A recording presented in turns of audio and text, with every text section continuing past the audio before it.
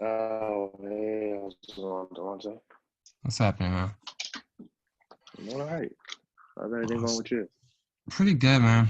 Mike's probably gonna be a couple minutes late. He's finishing up Gotcha. a call. Gotcha. I didn't even know we had a call today. Yeah, it's on the Facebook Gotcha. event stuff. Gotcha. I haven't checked that out there. Yeah. So yeah, we're just running through everything right now, looking for lenders. And, yeah, they're comping us really low. Yeah, Yeah. that's And good to hear. yeah, yeah. Nice. Where's your flip at? In Parkville. Parkville. Yeah. Okay, gotcha. Yeah. Nice. So yeah, we're having trouble dealing with them, trying to get them to see our comps, and they're looking at comps that are like 230. We're saying 280. So like we got like a huge gap. And Did they say why they were saying 230? they showed a few comps. There were they showed us a few comps that were 230, but I went back and sent them our comps and just to go back and review that and everything. So I haven't heard back from them yet. So just it's like herding cats with these guys. They're just taking forever to get back. Yeah, they're probably doing like a bunch of things. Yeah. Who are the guys called?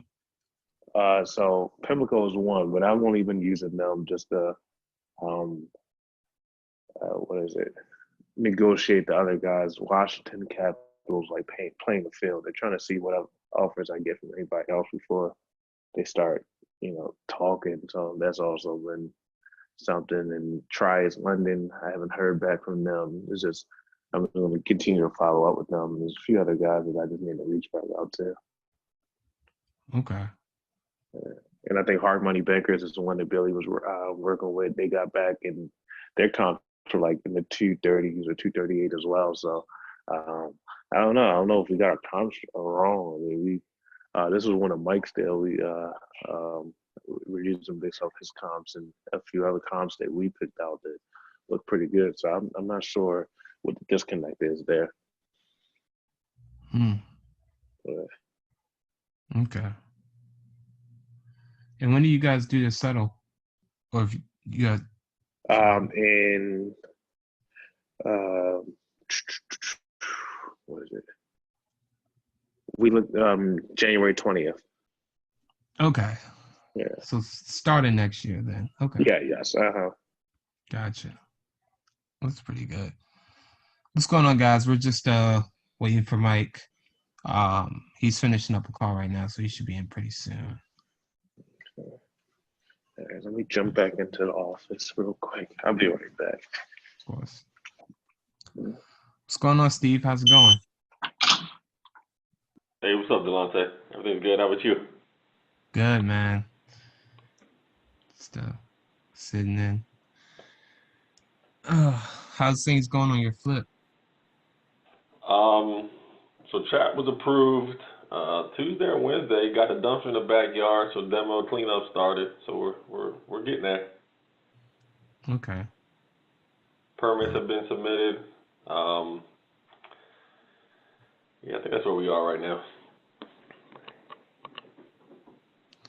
Okay. And have you guys started any work on it yet? Like demo? Well, that's gonna start. I think it's tomorrow. So we had some issues with the dumpster because we couldn't get a 30-yard long in there, so we had to get, I guess, a 30-yard. I guess one of the taller ones. So that was dropped off yesterday. So the guys are gonna start everything tomorrow morning. So.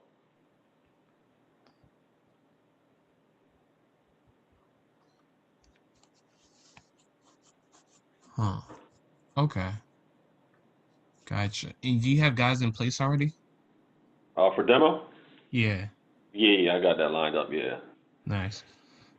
Why Gotcha. And you looking for some side work? yeah, man. Nah, I'm just kidding. I don't need no Or say, side work. I don't know if you've seen that house. I don't know if you want that job, man. Hey, I keep hearing stories about it, but I never seen it in person. Yes, it's like a haunted house, man. Really? Yeah, we did an infield. A lot of people stayed outside. Yeah, it's pretty bad. That's funny. So have you guys like taken care of a little bit of it yet, or like? Yeah, so Sid and I actually made like a pathway so the group could get in when we did the infield. But other than that, I'm not doing it. So Hey, that's what you pay people for, right? exactly. So, what do you think the chances are there of a dead like animal body somewhere in the pile of trash being? um, so I tease everybody because when everybody comes through to give me an estimate, there is actually like a stuffed fox upstairs. I was like, be careful, there's a fox upstairs in the bedroom. um, I don't know to be. I'm sure there's some mice or something in there somewhere. I mean, I've been walking through it several times, but I haven't seen anything, luckily. So Okay. I'm sure once they start moving a lot of that stuff, they might find something. Yeah. Decrepit hand falls out like a trash bag or something. Nah, I hear you. Exactly. That's funny. Nice. So, are you guys going to be working on it over the holiday, like next week and stuff, or the Yeah, you that's the guys? plan. So apparently the guys who are doing the demo, they just want Christmas Day off. They're willing to grind it out. So Oh, okay. yeah, so I think they're working this weekend. They're working Monday, Tuesday, off Wednesday, and then if they need to come back, Thursday, Friday. So Hmm. Huh. So you're gonna do about 5 days of demo? yeah, I think they estimate 3 to 5. Okay. Gotcha. How many guys is it? I think it's like 4 or 5 of them, but there's like an old tank in the basement. It's got some fire damage in the back, so it's pretty bad. Hmm. Okay. All taken decent. Okay. So you probably got some stuff to haul. I mean, Sid and I were in there for what 5 hours, and we probably took 16 contractor bags to the dump, and I mean that only was like a little pathway to get to the steps. Yeah. Dude, there's Huh. probably no joke 600 Mountain Dew 2-liter bottles in there. That's a little disgusting. Yeah, and it's not Mountain Dew in them. I was about to say I'm fairly sure there was no Mountain Dew found. Oh, that's funny. Okay, cool. And how about framing? You got any guys lined up for that yet? uh, I wouldn't say 100%, but I have a good idea. Hmm. Okay. Somebody that you know does somebody got recommended or like Yeah, somebody who's done some work for a few buddies of mine. oh okay. Yeah, he's got a crew of 12 actually, including himself. So they kind of do all the framing, drywall, painting, flooring. So Oh, that should be interesting. yeah, it should be. Yeah. Did he talk about price with you or anything yet? We haven't dug into that yet. But I was actually thinking about doing a funnel this weekend just in case. Hmm. Yeah, that'll probably be good to have too, because once you get back next week, things are probably going to be kind of slow. So, I mean, Yeah, you might as well have it on just have it in your possession, kind of have those numbers kind of built up over the weekend. yeah, I agree. Mm-hmm. Okay, nice. So it sounds like things are going pretty good then. Yeah, it sucks because we closed and we had to wait 30 days for the chat. I wish I would have done it sooner, but we really didn't know. So Yeah. Yeah, CHAP is it's a process that has like a lot of yellow tape around it, but like if you can get it and it's worth a substantial amount of time, then it's pretty awesome to have. yeah, So yeah, what that's are they what making Michael said. you so are they making like restore the windows and stuff like that or like keep any what kind of stuff are they making you keep in the house to keep it chat? So there's like a vestibule area as soon as you walk in. We're keeping that. We're keeping the steps. And yeah, we got to keep the stained glass, the wood windows in the front. So pretty much everything in the front of the house has to be wood. So the windows have to be wood. The porch has to be wood. And anything that could be saved, like we're gonna save the steps and the railings, but everything else is pretty much done. So it's really not that much we have to save. Hmm. Okay. Yeah.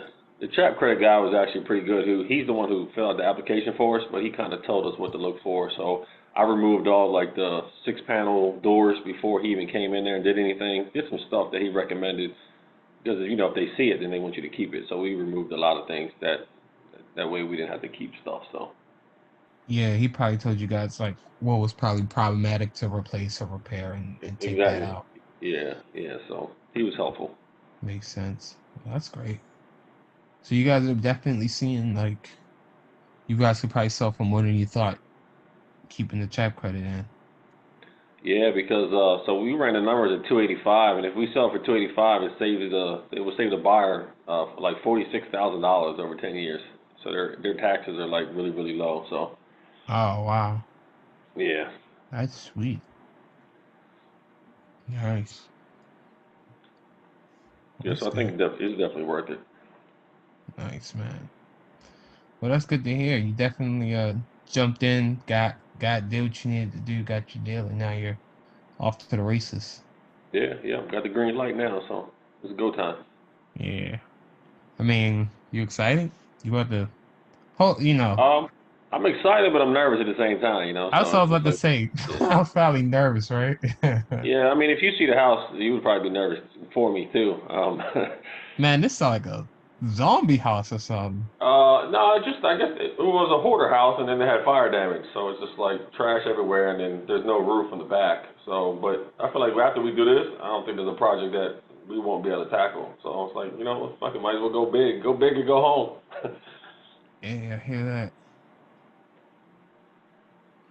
That's awesome.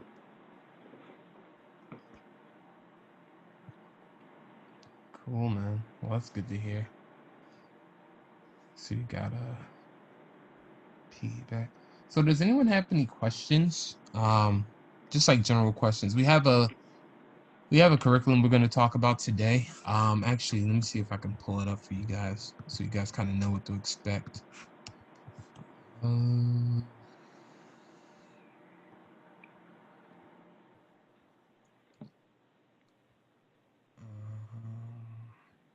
nice. So today we're going to be talking about 17 contractor schedules, as well as leadership traits and layout design. Okay. Yeah. So, I mean, does anyone have any like, hey Cam, I see you jumped on the call. How's it going? Good, So Dante. How you doing? I'm doing good. Good, thank you. Awesome. Does anyone want to share like their progress on their flips, anything they're kind of seeing right now? Just kind of give general updates to the group.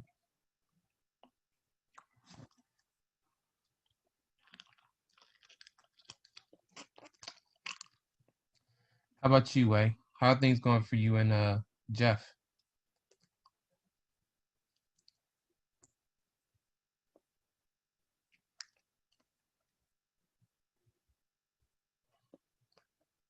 Hey, what's going on, Samara?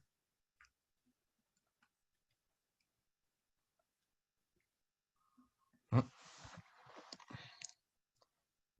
Samara just jumped on, but I don't think she has her mic on.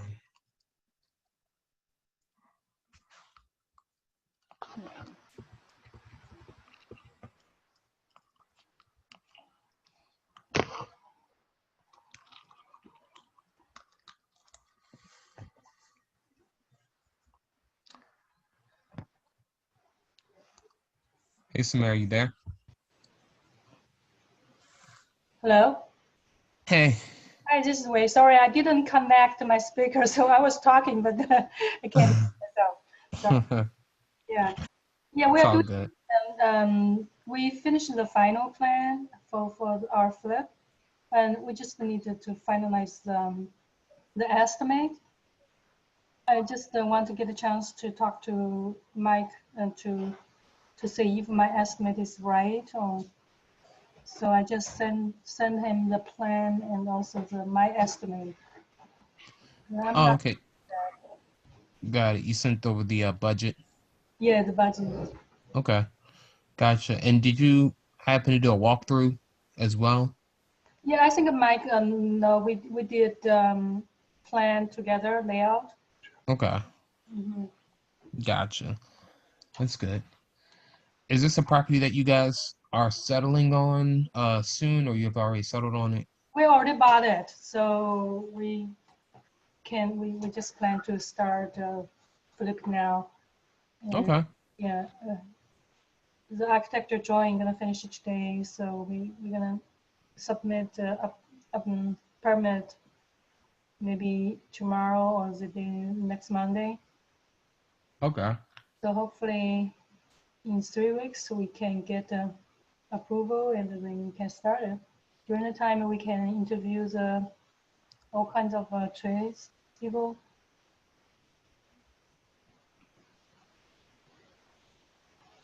I'm sorry, what'd you say, Wei?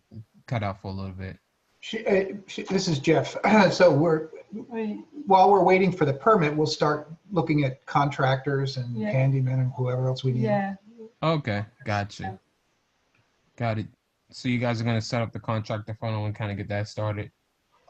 yeah. Mike, the teacher, told us to work with all the subcontractors. Uh-huh. That's what he's talking about with the funnel, using Craigslist to Yeah, put our ads. put right, ads so- on so we can interview them and start working. Yeah. Yeah, the contractor funnel is going to be really helpful for you guys to, like you said, start getting some subcontractors in and start Right. interviewing them at least. Right. Yeah. So it sounds like everybody's, well, maybe not everybody, but I mean, definitely you and Steve, you guys are both definitely starting around the same time, which means you should probably be ending up both in the spring market. Well, Mike is here. Hey guys, thank you for being. Guys, I'm never late, but I had like a thing come up that we had to go do really quickly on one of our houses, like a fire drill, and my uncle couldn't do it because he's just getting back off a cruise. So anyhow, let me grab. No problem. I try to insulate myself from craziness, but sometimes it comes up. Let me grab my headphones very quickly.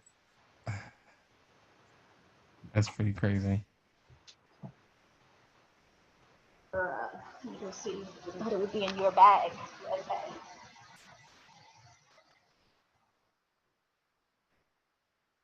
I got some good stuff too, so I think you guys will be excited about some of the stuff we're going over today, and we'll stay on until it's all taught and good.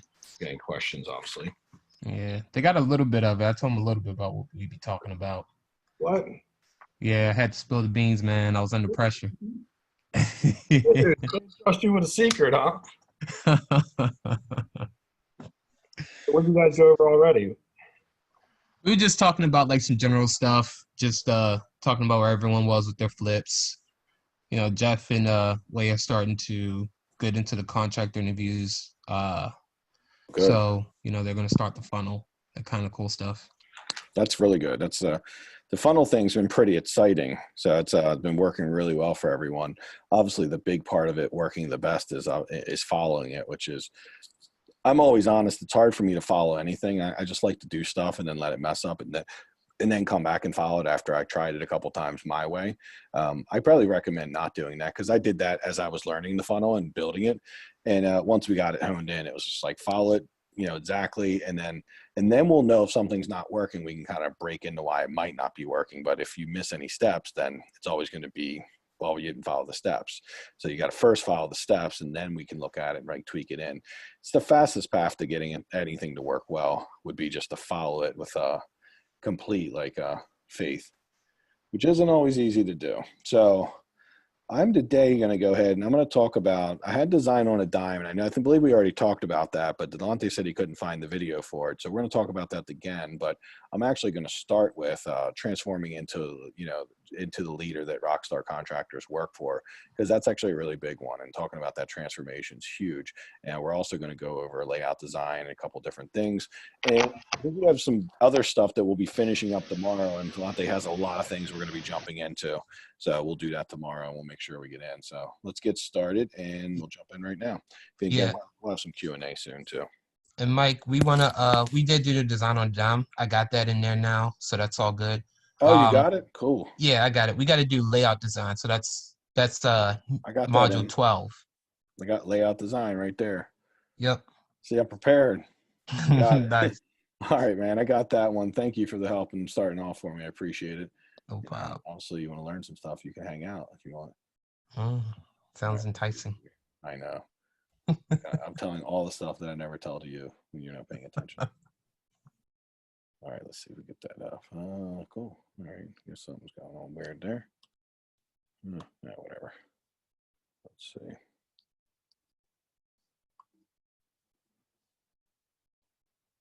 Yeah, okay, well, let's just put it up. How about that? That way we don't have to worry about why the PowerPoint's going backwards.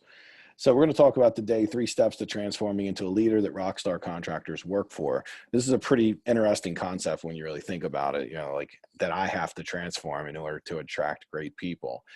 I did not learn this. It took me about 5 years to have this deep understanding of that. There, you know, if you want to have better people working for you, you have to become a better person yourself. You'll only attract the contractor that's to the level of where you are as a person.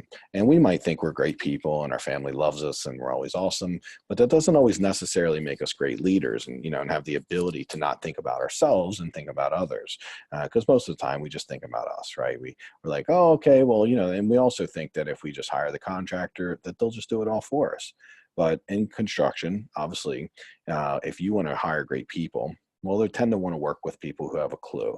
One of the biggest complaints that all contractors gives me, and one of the things I've heard them tell me many times why they like working with me, they're like, Mike, I like working with you because you know what's going on. Like, you kind of know how it is. And I'm like, totally. But the reason I know how it is I got in there with a hammer.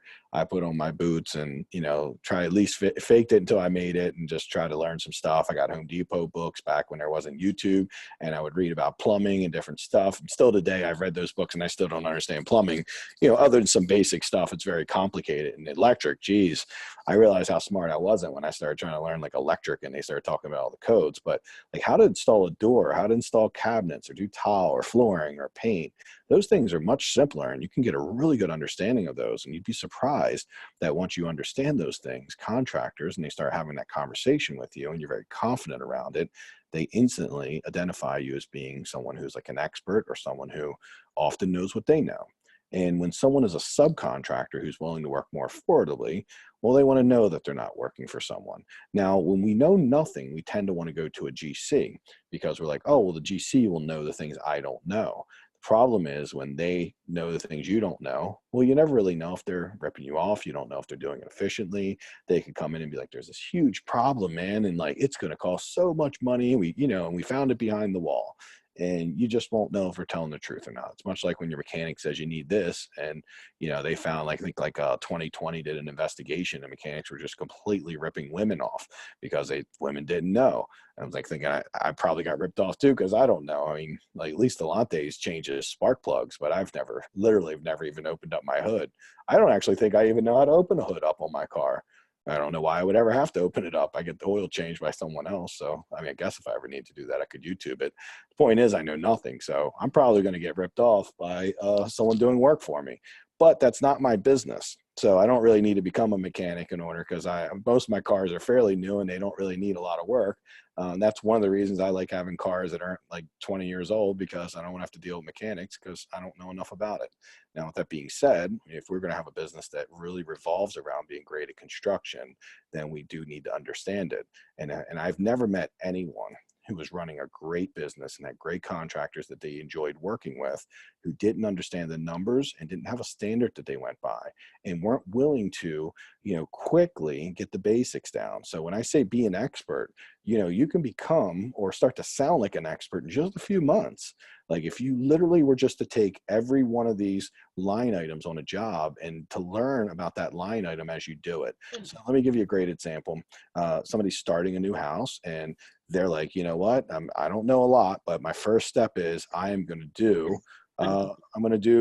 just basically going to do like the demo. Okay. Now, I don't really know how demo works. I don't know, should I demo this? Should I not demo that? I don't really know.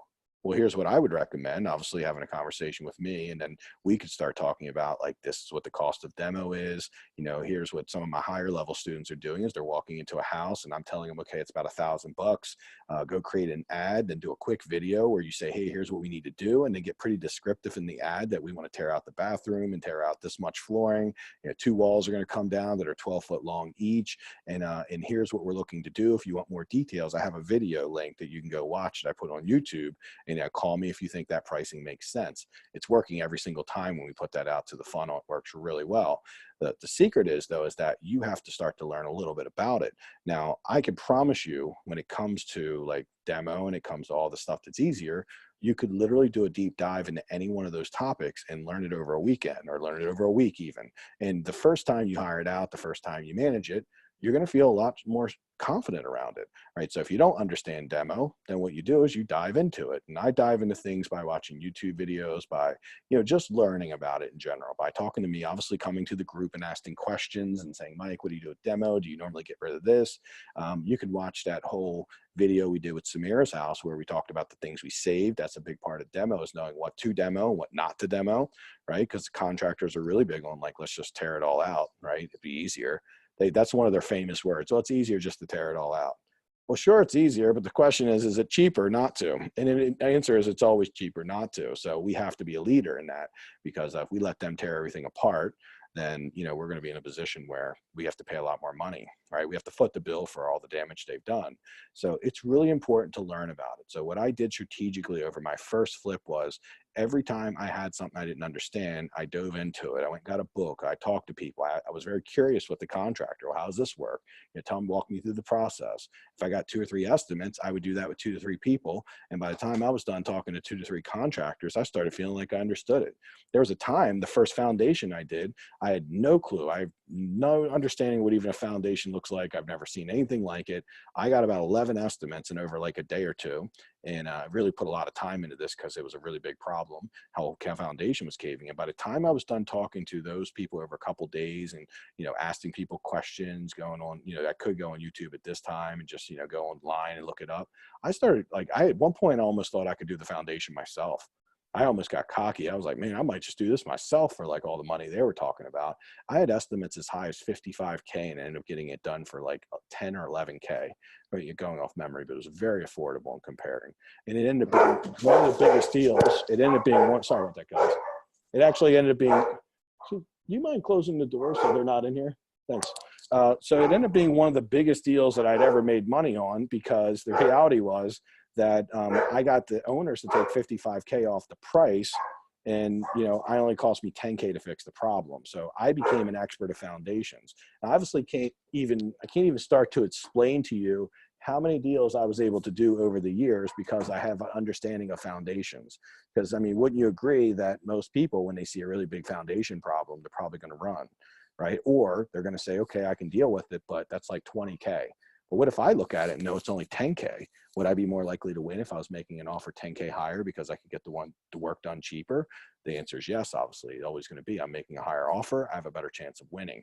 So this is where I would say that 2 days of my life that I put into learning about foundations really paid off big time. I obviously made $104,000 or $105,000 on that deal. So just on that one deal, was it worth, I mean, that was a 40K deal that turned into a 105K deal. Was it worth me sitting and figuring out, like, what a foundation is, what it isn't, learning everything about it? Of course it was, because that deal, my partner, and obviously it was a really fun time for me, but he was like, we shouldn't do this deal. I think we're making a mistake. And I was like, dude, just give me a couple days and I'll get the answers. If I think like this deal sucks and this is too dangerous, I'll be honest and I won't do it. I'm not just trying to do the deal. And he's like, okay, I trust you.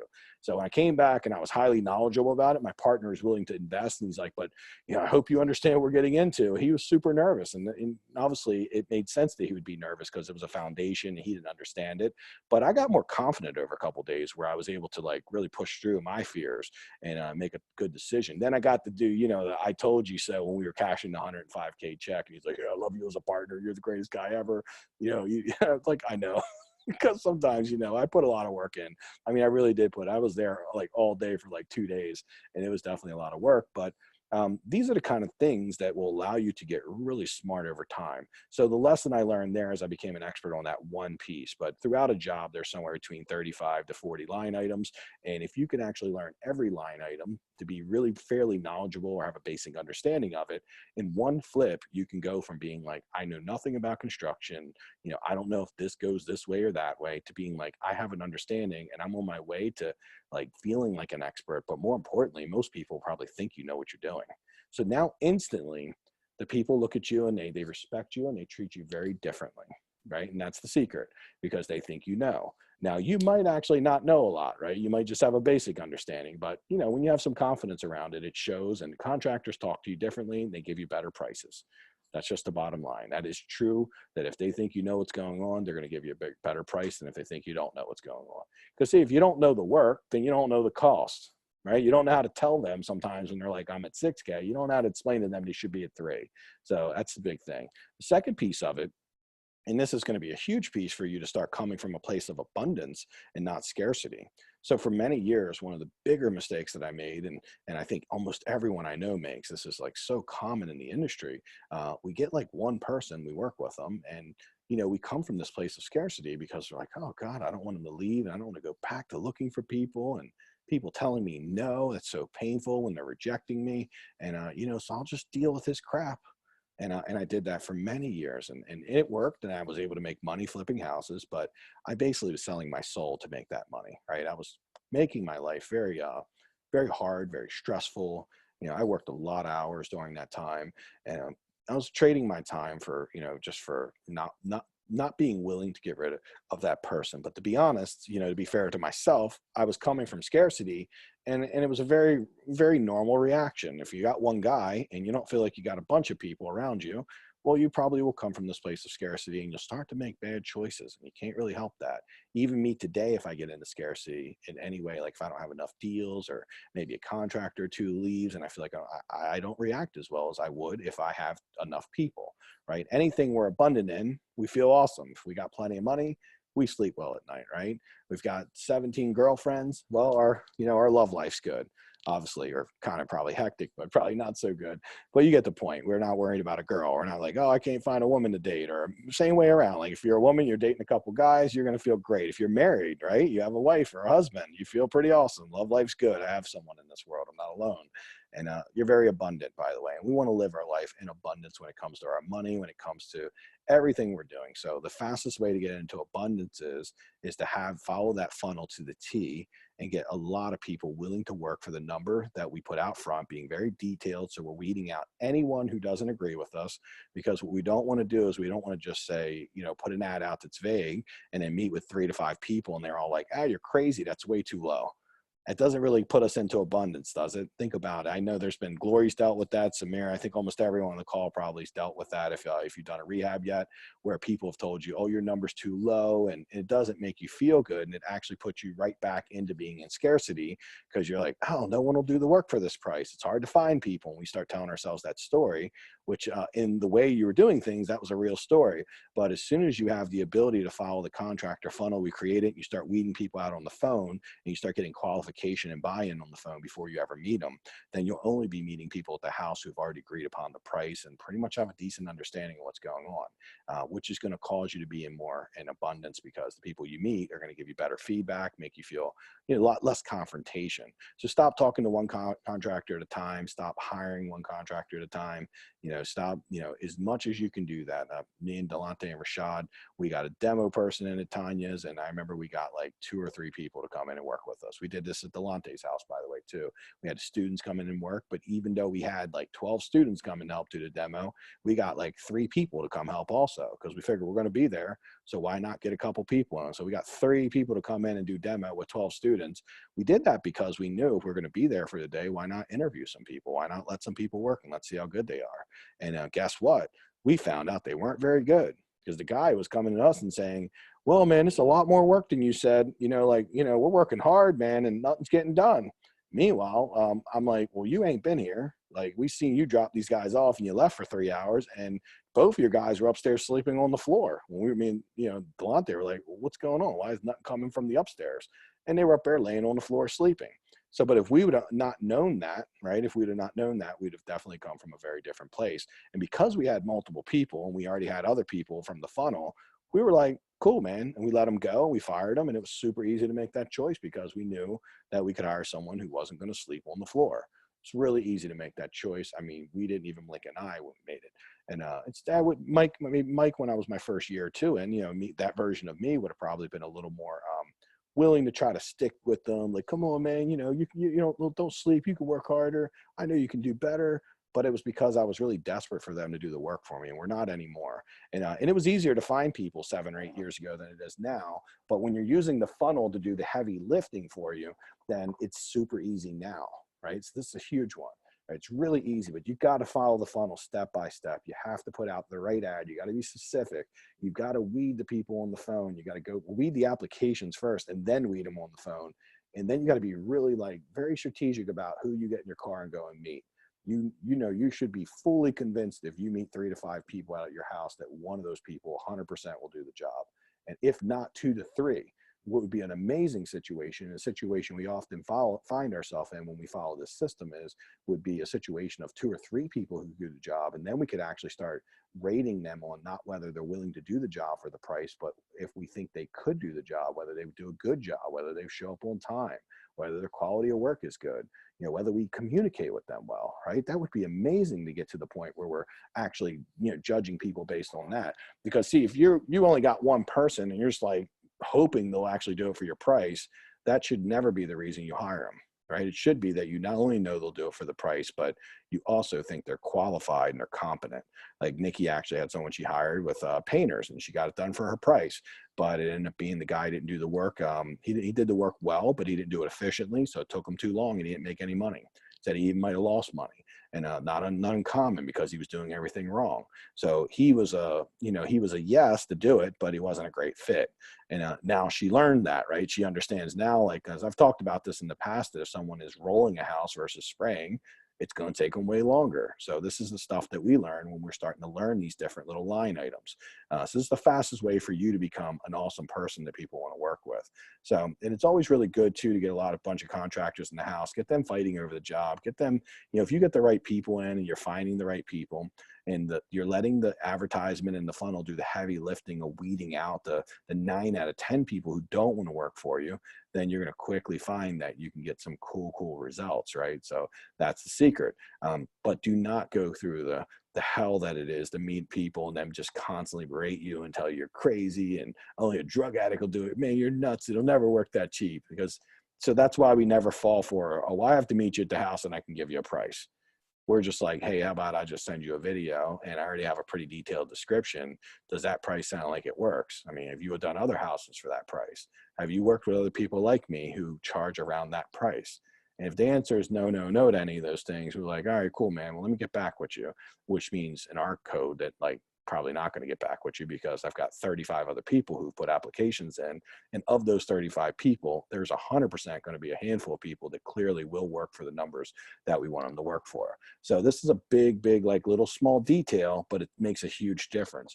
Then the last piece is be a learning-based person. You know that like you got to do this.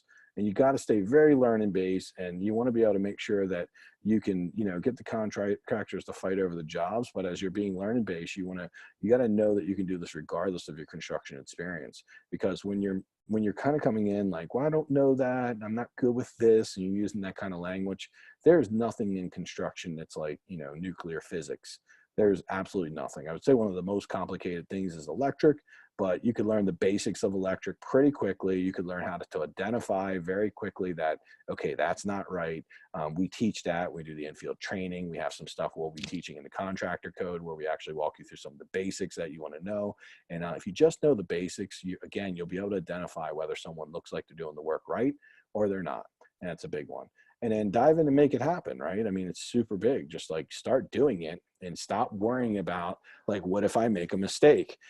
The biggest thing I can tell you is if you don't pay people up front, there really isn't too many big mistakes you can make. But if you do pay people up front, there really isn't too much you can do right at all. right? There's nothing, it's almost impossible to do anything correctly if you're paying people up front. However, if you don't pay them up front, you know, you'll always be in a position. I know Samira got in a position with an electrician who was like, you know, F you and I want more money. And she was like, nope. Now she was a little more into her rehab and she had some lessons that not to do that. And you know what, it was a little bit confrontational, but she came out on the right side of it. And that's the secret to it. Because she didn't have the money, she had the power. You know, another time when she actually paid up front with that guy, you know, the crazy HVAC guy, she hadn't had the power, you know, so it left her powerless. And I know she definitely didn't love it. I totally didn't love it. I was mad for her. He was a guy that had worked with me for many years. And, you know, I hadn't worked with me in like probably a year, but he'd done 50, 60 houses for me, did a great job. But something happened to him in the 6 months that I hadn't been working with him. Like he got on drugs or drinking or something weird. And that's just the way it works. Now, I never paid him. So maybe he didn't rip me off. Maybe he was ripping other people off. And that's the one thing that I've seen before. When you don't pay people up front, I've seen them rip other people off in order to finish your job, to get your money. So, I mean, obviously we don't want to be involved with people who are doing that, but if we were in a situation where someone was ripping 2 of the 3 people they work with off, well, we'd hope we'd be the one they're not ripping off because we didn't pay them up front. And then obviously if they're that kind of weasel, you know, we'll get away from them very quickly. So we want to work with great people, but great people want to work with awesome people who know what's going on, who are well prepared, who have a good system. They love that. And they're so willing to work with you if you are able to have some, like, you know, really cool systems together. And like, what they really love is consistency. So, and they're okay teaching and helping as long as you have some basic understanding. So let's jump into some Q&A. If there's anything you guys want to come in with, I don't know if Delante's still on or not, but anyone has questions at all, feel free to jump in. I would love to kind of give some feedback on it because there's a pretty big subject here. Yeah, Mike, I have a question. Sure. Just wondering, so if we work with somebody and then the inspector, we're waiting inspector to come during the time he can't do any job. So how are we gonna do that? He doesn't have job to do, he's gonna complain, and how we? Well, I mean, if it's one person doing like electric, then usually what happens is they, you know, they handle the inspection. So, I mean, they got someone that can just sit there or, yeah, I don't know, they handle it. I mean, that's not my problem how they handle it. I mean, they know that's part of their electrician job. They get paid $3K or $4K to do the job. They know that part of that job is I got to meet the inspectors in order to get passed so I can get my check. So how we handle it not being an issue is we pay them usually they get 2/3 when rough-in's done, but we only give them 1/3 and when the rough-in is done, and then we give them the second third once it's passed inspection. So obviously we want to give them a couple bucks if they're like, okay, we called the inspection in for Tuesday, we're all done. We would give them 1/3, and then we give them the second third when the rough-in's done, and then we give them the last third when they come back to do all the finish work. So often they're more than willing to meet the inspector, work it out. They generally have good relationships with them where they can say, hey, what time are you coming? So that way they got at least a ballpark window of an hour or two. They're not sitting there all day. But I had someone sitting in one of my houses. They sat there the whole day, and the guy called at the end of the day and said, oh yeah, I forgot to tell you I canceled. After the electrician sat there all day long. And, you know, he didn't say anything to me. He was like, you know, he did probably say a couple bad words about the inspector, but he didn't say anything to me because that's all part of it. So they generally know how to work that out. If they're working with flippers and they're working with different people, that's part of their job would be meeting the inspector. So they know how to work it out. It's not my problem. It's not something I usually deal with. They take care of it. Yeah, we used to have a situation that so the plumber didn't pass the inspection twice. Mm-hmm. So the contractor couldn't seal the wall. He couldn't do other job, and so he basically the days he didn't have a job to do, so he went to other job site and he came back much later on because he said the weight caused the problem. They have to finish that site. Uh-huh. So is that how are we gonna? No, it's a little bit of a different question, and I have an answer for that too, because it's a very relevant thing that does come up. So generally when I'm working with someone who's more of doing a lot of work in the house, remember I'm line item everything out, so there shouldn't be anybody sitting around waiting for me. I don't have people that work for me. I don't have GCs doing the work that are going to go to another job. I'm Right. abundant, right? So how I handle it, you go to another job, I fire you and get someone else to come in, because I can put an ad out and have you replaced usually in a couple days to a week. So if you're gone, I'm not going to wait for you for a couple weeks. I don't care if it's the plumber's fault and you failed 2 times. With that being said, if I do have a crew who is, crew I really like and love, and they're doing a lot of the work in the house, then what I would do for them strategically is I generally leave all the outside work. I leave all like the doors, windows, any kind of trim, anything I can do. I leave that work for when the rough ends are being done. I then send them to the outside and try to get them to do all the outside stuff and any of the odds and ends in the house. I try to be very strategic about things they can do while we're waiting on inspections, because there's no way, unfortunately, there's no way for us to make sure we're going to pass every time. There's no way. Obviously, if someone fails 2 times, it generally is a sign they don't really know what they're doing. And I do want to work with people who pass more often. I want to work with people who have good relationships with the inspectors. The people who have good relationships with the inspectors are the people who know what the inspectors want, and can kind of future cast that and say, okay, I know that inspector is going to be picky about X, so let me take care of that so I can pass. And then when that inspector sees that, they're like, oh, okay, you did that, great. All right, cool, thank you. No matter if the inspector is a jerk or not, anytime my project manager is like, oh, that inspector, man, he's a jerk and he's brutal. I'm like, well, what's he brutal about specifically? And he's like, oh, he always wants us to do this stupid thing. I don't even think it's part of the code. I'm sure it's just something he likes done, but it ain't even like right. And I'm like, well, we're not arguing with who's right or wrong, obviously, because he's in power. He's right. It's like the customer's always right. The inspector's always right. So just like, okay, if we're working in an area where he might be in our inspector, just go ahead and do that extra thing so we can pass. And our good plumbers and electricians know that, because they understand that if they're going to run their business profitably, they can't be sitting and failing twice, because failing for them it increases their work. So like, this is almost like Nikki's situation, where her painter ended up taking 5 days to do a 3-day job, so he didn't make any money. Well, a plumber who fails a bunch of times and has to sit there all day waiting on inspectors will probably not make a lot of money. So obviously we're hoping that the person we hire has the ability to pass more often than not. And when they fail, they're really quick about getting the inspector right back out, fixing that thing and making it happen. That's, in our opinion, that's because if they're not, we know they're not going to be profitable. And we know that it's going to be a lose-lose relationship when that's not what we want. So ultimately, if someone fails, I'm not telling you that you won't get that sometimes, but when you're dealing with the person who's like, yeah, I work with House Flipper X, and I work with Samir and Steve and Shauna, and I work with all those guys, and it's awesome. Then you call them up and they're like, oh yeah, he's really good. Or, you check into it, or maybe you can't check in, you don't know these people, but you know he has experience. That person usually knows the inspectors. They know how to pass. They can't really have a long, successful life of working with investors and people like us if they aren't good at the things that matter. And things that do matter for like the rough ends and all the mechanicals would be passing inspection and doing things to code so that they can pass. And then everything else more is about quality, like doing trim, doors, paint. Everything's a little more about speed and quality, because we don't, if an electrician, as long as they have manpower, what they're doing, they shouldn't be that long. So hopefully that's a good answer for you, and that's helpful.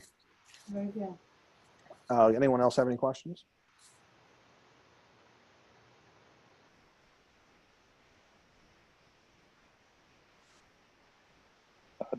I sent you the plan, the new plan, and the final plan, and the layout, and the estimate. I'm just wondering, you can use it as an example to teach us how to do the calculation and everything? I can, but I have to make sure that's what we're doing today. If not, I will do something with that. Let me look at it. But yes, I'm going to review it either way. But let me see if it would be actually the right timing for the training or not. If it is, it would be a great one, and I'd love to use it. So let me check and see. So Pete, you said you had a question?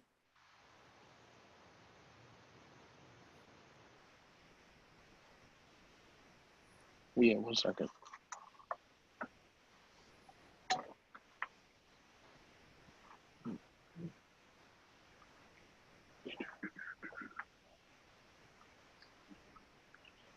Okay, yeah, Mike. So we actually got the place on the contract now, and they're talking about the title issues again. They're saying there's a simple fix, so we're just waiting on the other title company to figure that stuff out.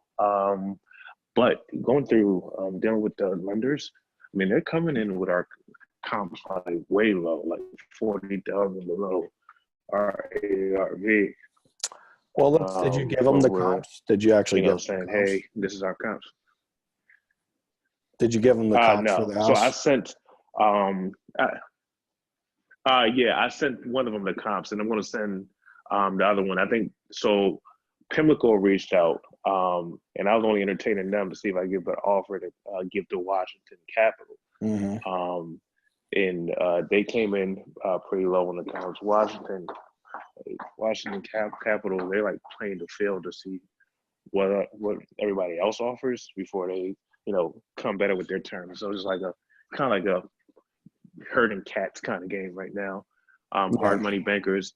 I think Billy reached out, but I don't think he gave them any comps. So they came in with their comps at like 238. So that's pretty much where we stand now. Yeah. Put in.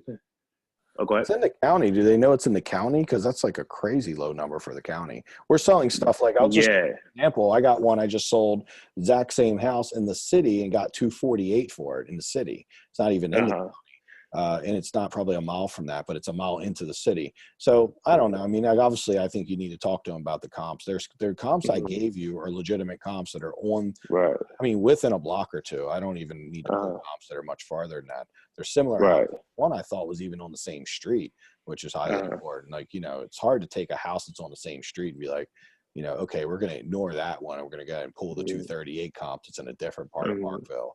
So just keep talking to them until you get someone who's more like open to doing what you have to do. Cause you just have to I don't know, most of the time they're not going to be too hardcore on comps, but you tell them what the comps are. I've had to do that many times. Gotcha. Because I mean, hard money lenders don't really flip. And I mean, you just have to have a compelling case of why you don't believe it's 238.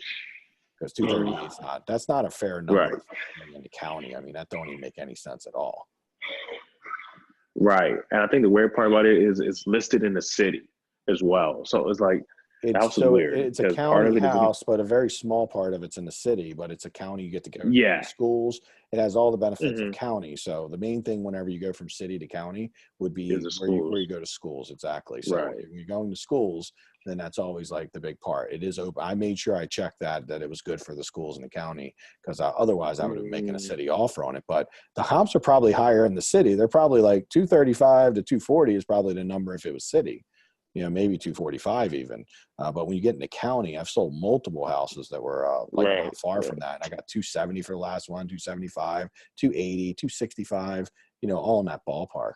So obviously, if you're trying to tell them the 285, you're always going to get a little pushback on that because you're trying to tell them a little higher. Of course. But not down to 238. So what you need to do now is you need to kind of let them know, make sure they're counting that it's the county, and they know, because they might be thinking it's the city, and that would make sense, obviously, because it might be pulling up that it is. And then just show them the comps. I'm like, dude, show me where I'm getting this wrong.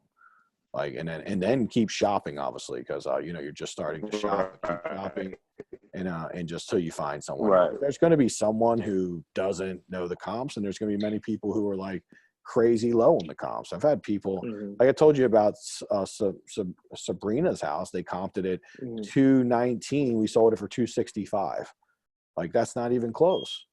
Not even close. Not even. Right. $40,000 off. I mean, it's not uncommon because it's in their favor to comp it low. It's always going to be in their favor to do a low comp on it. With that being said, you're getting some feedback from them. Let them know what you want. Just keep arguing with them and fighting with them until someone's like, I can make this work, and it works for you. So right now, you got it cheaper than I got it, and I had it approved by 2 lenders, and they were like, yeah, it looks good to me. But at the same time, they know when I tell them the comps that they watch me every day get the number that I say I'm going to get. Like, that's just every day. They kind of at some point probably just gave up on arguing with me. Now, which two lenders did you have approved? Well, they're both my lenders, and neither one of them work with new people.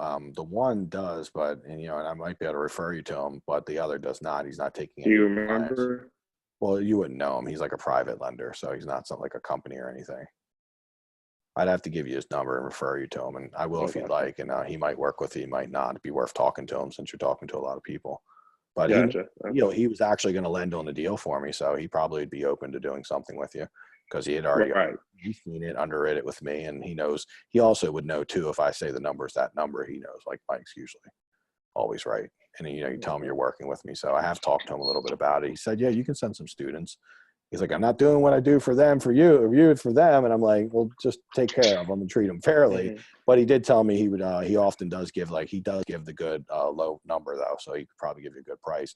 And he had said he was working with some new students recently. He was working for some new people. For a long time, he wouldn't work with you if you hadn't done deals. And now that was his father's role, who had been taking over for a long time. And I think he's a little more aggressive and saying, okay, economy's really good. You know, let's like try some new people. But yeah, ultimately, give him a call and talk with him. Let him know that, you know, you work with me, that I'm going to be project managing with you through the property, you know, and he'll either say yes or no. If he says no, then call him back after you've done your first flip, because you want to have a guy like him on your team. He's definitely a little bit of a character, but once he gets to know you and like you, then he makes life really easy. Gotcha. Okay, yeah. Whenever you can, I'll text it to you. I'll reach back out to you too. Yep, I'll text you training. Does anyone have any other questions on the subject of, you know, transforming, becoming the rock star, anything about what we just talked about? If not, we'll jump into our next training. All right, cool. Well, thank you guys. It's all awesome part of being in the mastermind, and good luck. So I know it's pretty cool. Like Pete, Pete was the last person in the group that needed a deal. So everyone else has a deal. They got something they're working on. That's pretty awesome when we have a group this size and everyone in the group has a deal. And Pete and his partner Billy were the only ones left. So we were like, awesome. And they just joined not too long ago. So it wasn't like you guys were left, like you were the last to get there, but it was just, you were the newest to come, or newer to come in the program. So it's awesome, but we don't have anyone right now. So now we get to talk a lot about construction, because everyone's got deals, and soon, I guess Samira will be looking for a new deal soon. And, you know, that'd be awesome. Everyone's in a good place. So I'm very proud of all you guys. You're doing a great job. And it's the reason I'll tell you, 6 months ago, we were talking all about finding deals. And now everyone has a deal. We're talking about how to do the work. And it's a cool thing. Evolution. All right, I'm cutting somebody. Glory, did you need some help with this subject? Okay, you just were coming in with that squealing. Thank you. All right, we're cutting Glory off. We're going to the next subject, everyone. Let's jump in. Layout design. So this is actually a really big part of being, layout design is amazing, because for me, today we were able to take a 1,500 square foot house, and we were able to get 4 bedrooms, 2 baths on the second floor, and then 2 bedrooms, 1 bath on the first floor, with a living room, dining room, and kitchen. And it's only 1,500 square feet, like 1,550. It's a 25 foot wide by 30 foot long house. And this house now is going to be a 6 bedroom, 3 bath. I'm pretty pumped about that. It has a finished basement. I think I'm going to get a little extra money for it because of how many bedrooms and bathrooms it has. But, you know, at 1,500 square feet, you know, I think, okay, well, that doesn't sound like, that sounds kind of tight. But what I'm finding is people really love when you optimize space. No one likes wasted space, right? So as we're designing a home, what we're always looking for when we first walk in the door is, can we get the things we really need? And I want to walk you through kind of the very important pieces of any house. We always start with the 4 walls. So like I told you, my house is a 25 foot wide by 30 foot long house. With those 4 walls, within those 4 walls, we can do just about anything we want. The question is obviously the more we do, the more it costs. So we're always looking within what we currently have to see how much we can keep. Because if we can keep a lot of stuff the same and, you know, not move it as much, that's going to be awesome. A great example would be Samira's house. We knew really like to knock all the walls out and do all that stuff, but we were able to keep some of the walls between the kitchen and the other area. And honestly, our house turned out beautiful. So it was a perfect example of making the house really amazing, hitting all the marks, getting the master suite, getting the great room, and but keeping some walls so she didn't have to tear the house apart as much, right? It probably saved her $5 to $10 grand not moving those, because there was a lot of stuff going on, and there was a big chimney. There's all kind of crazy things happening that she would have to pay for, and she didn't have to do it. So it's always about minimum stuff, but we want to make sure we meet those, you know, those standards. So great rooms, the first thing I'm always looking for when I walk in the front door. Do I have the ability to take some walls out? Do I already have a great room? A great room is going to be a room that has all 3 things in one. The 3 things we really care about: it's a living room, a dining room, and a kitchen. You generally need about 12 by 29, about 12 by 32 is enough to do that pretty reasonably. Obviously, if you got more space, great. You know, numbers I'm giving you are always minimums. And if you're close to that minimum, you'll be fine. So when I first walk in, I'm like, can I remove a wall and make a great room where I could go living room, dining room, kitchen? Because if so, then awesome. That's one thing down, right? That's one thing that I know this house has, because if we take the house and we chop up all the living room, we put stuff in different places, we're going to be in a place where it just legitimately is super, it's not going to sell very well. I've had a student that worked with me for a bit who was in Virginia, and the problem he had was he gave me all these houses. He's like, Mike, what do I do? They're not selling. I thought maybe they were overpriced. I actually looked at comps and thought they were very well priced. But then when I looked at how he laid them out, he did a great job on the renovation, but he didn't open any of the walls up. So he wasn't getting great feedback because like no one was desperate to buy his house because he wasn't making an emotional home. You know, he made them very nice, logically looked like a nice builder grade house, but he didn't open any walls and no one was going crazy over his houses and they were sitting on the market. So what I've found is if you don't create that great room, you don't create that HD TV space that everyone wants to congregate in, your house will sell for less money. So that's something to think about, something to know and understand, right? If you can get it, great. Some houses you're not going to be able to get it. And if not, then you want to make sure you comp against other homes that don't have that, because you might find one on the same street. You're like, it's the same house, Mike, but it went for 240. I think I'll go for 240. But somehow maybe your steps are right in the middle of that 12 by 30 and it breaks it up and makes it not as nice. Well, your house might be worth 10 or 20K less because of that. So what we would do then is we get really specific and we would look for comps that are very specific to the exact kind of house you have if you can't make it great. So that's always something to think about. Master suite's probably the next most important thing, and that's going to usually be like a 12 by 15. Today I actually designed a house and it was like 10 by 21. So we put a master bath and like 5 foot of that. And then we actually made the room 10 by 15 or 16.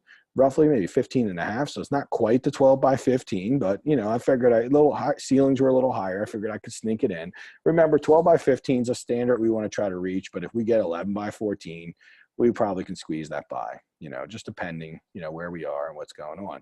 But the master suite is really 3 things, right? It's a room that's at least 12 by 15. It's a bathroom that's at least 5 by 8, meaning we can get like a, you know, 30-inch vanity, a toilet, and a tub in there. Ideally, it would be a bathroom that's 5 by 10 that we could get a double vanity, a toilet, and a bathroom and a bathtub. That would be amazing because that's going to be the highest standard of a master suite.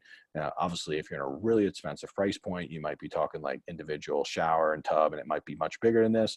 We're going with minimums here. We're talking about flips that are usually going to be first-time home buyer houses. Their expectations generally aren't that you need like a 12 by 15 bathroom with a jacuzzi tub and, you know, a walk-in shower and all that. That's going to be a much higher end house. So like what we do is we find if we do this, everyone's very happy on that first-time home buyer. The last piece is you're going to have a walk-in closet if possible, and that walk-in closet's generally at a minimum 4 by 5. Usually about 4 foot deep, 5 foot wide, or 5 foot deep, 4 foot wide, either one. Open the door, you walk into it, you can put, you know, all the shelves around it. It becomes a really great, nice size closet. If you can get all 3 of those things, then you have like a true master suite. Right. Now there's versions of master suites that are kind of what we call like chintzy versions of master suites, maybe where you got like a small closet, you got a super tiny bathroom that's like maybe 5 by 7.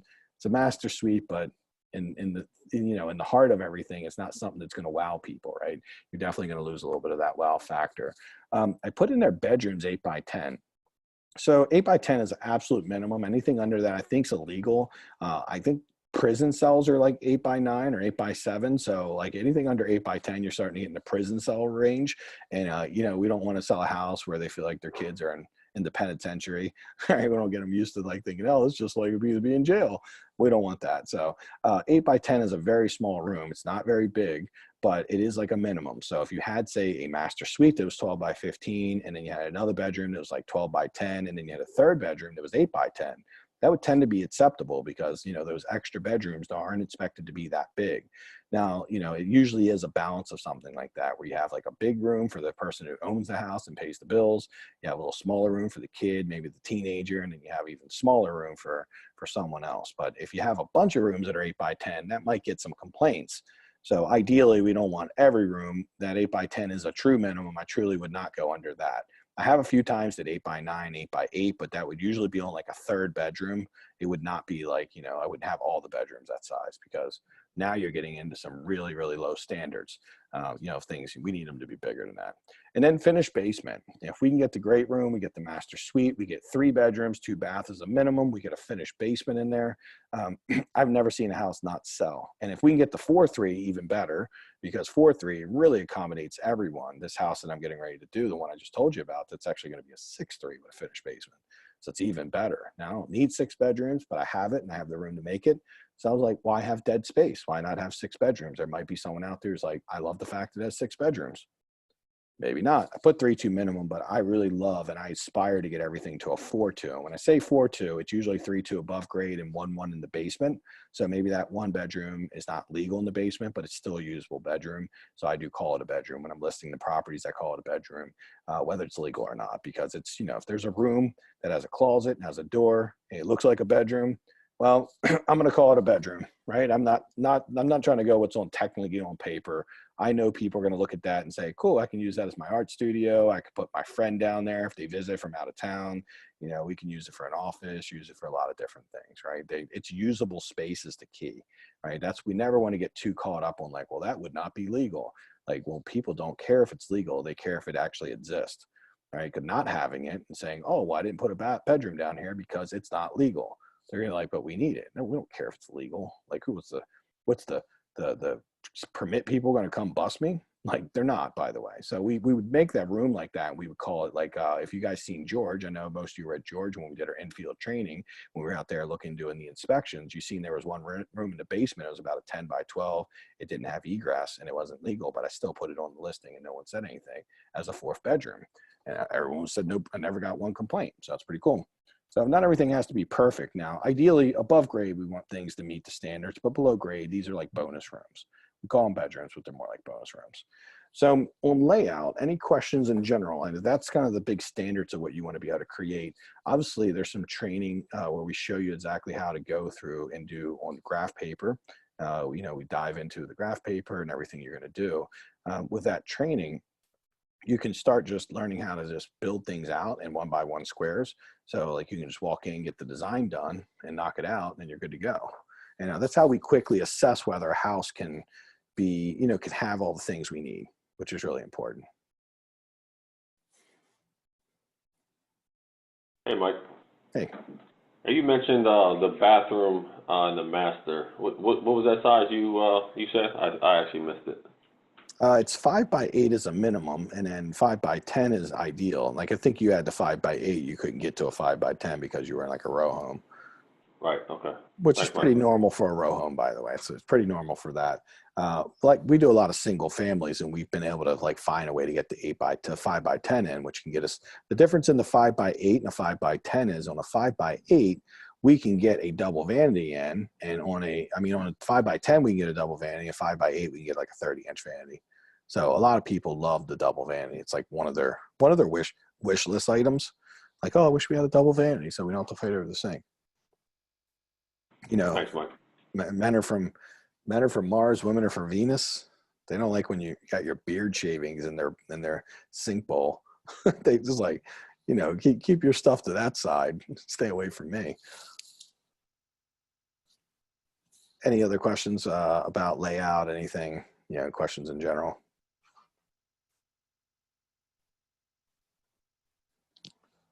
Cool, let's see, and let's double check that, and let's see what else we got. I think Dante said he found the one, so we don't have to redo that. I thought I had already done it because he was like, I said, man, I think that one's familiar, like we've already done that one. Let's see. Stop, share. Awesome. So let's see if we can jump in. Now, what other questions do you guys have in general, just about construction or anything, just overall conversations, feedback, tips you want to drop in about anything we just talked about in the 2 different modules? Mike, I want to ask, so we made the plan on the main floors 4-bedroom. Mm-hmm. And do you think I still need to make the basement 1 more bedroom plus the bathroom? I mean, if you have it, I don't think it would hurt. I mean, it really depends on how hard it is to make a bedroom down there. If it's going to be a lot of money and expensive, then, you know, you probably wouldn't need it. But I don't think anyone would complain about having the bedroom. So it's always about, will that bedroom steal from something you really need? So like if I had a bedroom in the basement and it made me have a family room in the basement that was like 10 by 10, I'd be like, no, let me just go ahead and get rid of that bedroom and make a bigger family room.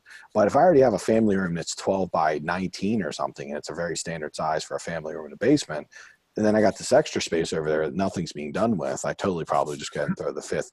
Even if it's a legal bedroom, having that 5th utility space that someone could use, you never know. It's not very expensive to do once you're in the rehab, and it might get someone to say, yeah, You know, I'm glad they got that. That's pretty cool. No one's going to complain about having it. It would be my experience. Like no one's going to say, oh, I wish they didn't have that extra bedroom in the basement, you know, and it was unfinished. They're all going to be happy you did it. Especially at your price point, I probably would recommend doing it for sure, because I wouldn't miss any opportunity to make your house as great as possible. Yeah, okay. So we can just call it an office, right? You don't have to call it a bedroom, because we don't want, I don't want to do the excavation to build the emergency egress, you know? Well, yeah, absolutely. You can call it an office if you want. I personally would call it a bedroom, and then whether it's legal or not, and if they give you a crap about it, just say, okay, call it an office then, or call it a den, you know, call it whatever. I don't care what you call it. It's just there. I can tell you that of like the 50 times I've done that, like 1 or 2 people have like, I don't know if that's a legal bedroom. And usually I kind of enjoy that, because once they tell me that and say I get 3 or 4 offers, and then one person's like, yeah, I don't know if that's a legal bedroom. Well, I'm almost like, okay, cool. I'm not taking your offer, because you sound like you're a little too much of an egghead. You're all up in the rules, you know, like where I know you're going to be more difficult to deal with. And then the other people are just like, thank you. We love the house, and, you know, we love to buy it and do all this cool stuff. So the reality is that, yes, I would go and just list it as a 4th bedroom. You know, if you want to call it an office, fine. I mean, a 5th bedroom, actually, you can call it an office. But people, when they walk through the house, they will enjoy the fact that it's there, that it can be used for whatever. It's just more usable space. That's why I love finishing basements, because effectively finishing a basement just adds so much square footage, so much usable square footage to a house. And it's not something everyone can do. It's pretty expensive. You know, for us, it's very affordable to do, but it's very expensive to have like a general contractor come in on a retail basis. Somebody might spend $30,000-$35,000 finishing a basement. Up to like 50, I've seen people pay. We generally can do it for 10 or 12. Very, very affordable. Yeah, the thing is, if we put a bedroom there, then we have put a new bathroom close to the room.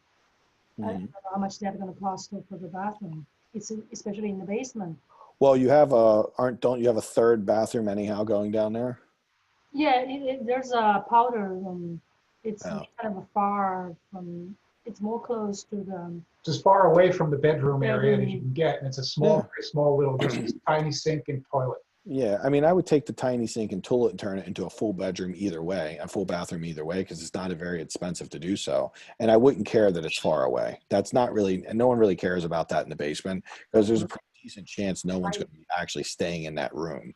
It's probably going to get used as like an art room or something else. And as long as my standard is that I have a bathroom on each floor, that I have bedrooms as much as I humanly can. There's been times where I couldn't do it, but if you could make it a full bath, which won't be that much more expensive if you keep it where it is and just extend it a little bit, that'll be pretty affordable. And I wouldn't worry about the fact that it's not like right next to the bedroom. That's not really a big deal, because that like no one's putting their kids down there in general. It's usually going to be, you know, like I said, maybe a guest comes over, or someone's Guitar Hero room or playroom or something. Or just a junk room. I've commonly seen that. It just ends up being a place people store junk. Okay. Oh,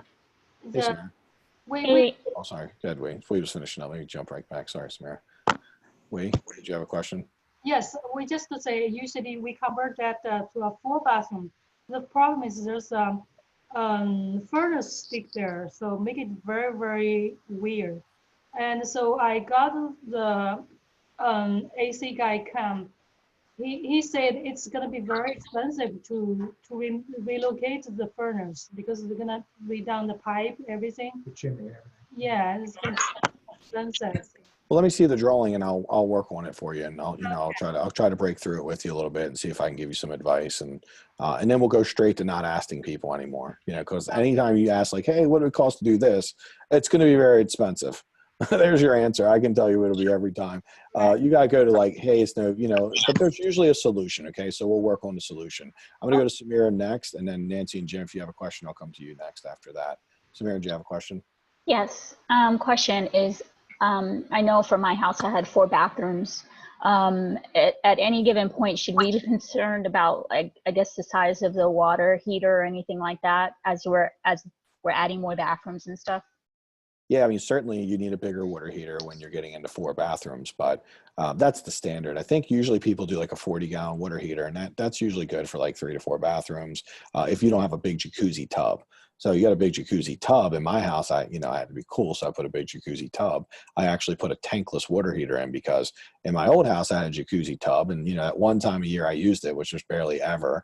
You guys probably are having visions of me sitting in my jacuzzi tub drinking champagne and saying life is great, everything down and the bubbles and stuff. No, I did that like once a year, just so I wouldn't be sorry I had it, but it would get cold by the time it filled it up because I only had a 40-gallon water heater and it wouldn't be enough to fill it up. So what I learned was if you're going to have a big jacuzzi tub, it takes quite a bit, maybe a tankless water heater.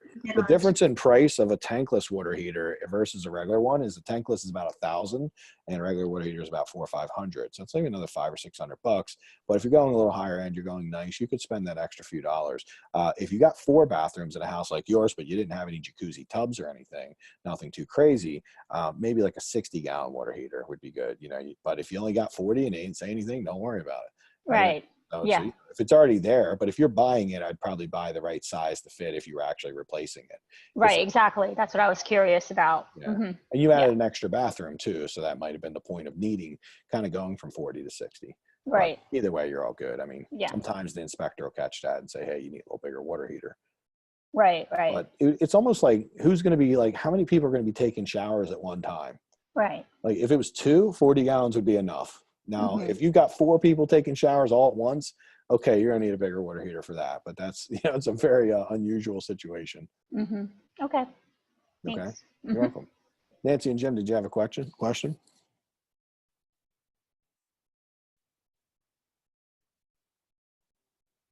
Anyone else have a question they want to jump in with? Hey, Mike, just to, I guess, jump on Samara's question. Are we using electric water heaters, I guess? Yeah, whatever you have. If you have gas, you're going to use gas. And if you do not have gas, then you'll use electric. The reason, it's a really good question from Steve, because a lot of times electric water heaters are a little bit cheaper, but the gas, what that's going to do for you, it takes a lot to heat the water up. So if you take and do an electric stove and you do an electric water heater, you might actually have to upgrade your electric panel, because they eat like, I think 30 amps, and most electric panels like 100 to 200 amps. That one device eats 30 just by itself. And if you do a stove, that's another 30. So now, like if you got a 100 amp panel, you wouldn't be able to support those two things because they would be taking up almost all your electric. So if you, most of the time when you see a 100 or 150 amp panel, you're usually going to see like they have gas in the house. So meaning, a 100 amp panel can actually drive a house. Most people like 150 to 200 if they're upgrading, but if you got an older house with a perfectly fine panel and it's 100 amps, it's totally cool as long as you're not doing electric water heater and electric furnace and all that. Because actually in some houses you can do electric stove, electric furnace, which is called a heat pump, and an electric water heater. That's like about 90 amps just by itself. You totally need 200 amps for that. Because that's for a house that doesn't have any gas to it. But if you got gas coming to the house, then I think people usually prefer gas, in my opinion, especially on the stove. Just for the record, on the stove, they love it on the furnace because honestly, like right as cold it's getting right now, when it gets down to 0, a heat pump doesn't work that well. Heat pumps, when you get down under like 20 degrees, they tend to like your house is going to be like 65 degrees. They won't keep you at like 72. If you like it toasty, you're not going to be able to get that toasty on a heat pump. So, but I had a heat pump in my house and it was fine. But when we had that cold spell of like 0 degrees for a while, there were some times I was walking around like right now, like my jacket on and stuff, like in the middle of my house, man. Like I was out going snowboarding or something. I don't know. I like it like 70, 72 degrees. I don't like it like it was 61 or 63. It was a little cold for me. And I called my guy and I'm like, what's wrong with the thing? And he's like, oh, it's a heat pump, man. It's like 0 degrees out. It ain't going to get any warmer. He's like, get some socks. It's the way it is. And then we don't get very many long bouts of 0 degree days. But and that's why oil heat, like Samira's house, she actually has oil heat and she has a heat pump, I believe. And so obviously if it ever gets super cold, they could always switch over to using that oil, which would work at any temperature. So, or run both of them even. So they'd have a cool thing of doing that. So you can use heat pumps, you can do all those, but just know they're going to be eating electric. So ideally people love gas. If everything's gas is what they prefer. Electric second and oil is third. Everybody kind of hates oil. The reason they hate oil is because you got to keep filling up that tank, and you know how it works. Anything in life you got to remember to do, you're not going to remember to do it. And then we get the cold week and it's like, it just got, you walk in your house and it's like 48 degrees. And then you're like you and like 19,000 other people who forgot to fill up their oil tank are calling, and they're like, yeah, we can't come out for 3 days. And you're just running around like your bird's like frozen, and You know, like it ain't looking good. You're like, why does the bird look so stiff? And everybody's like suffering. We're not used to living in that kind of thing like back in the caveman days. We need heat. So that oil for me is annoying. And I know when I'm selling, I've actually had a lot of people say, yeah, we don't like that it's oil. They've had bad experiences with it. So I usually will, if I have an oil furnace and it's in not usable shape, I always will convert over either gas or electric because I just know that people will give me a complaint.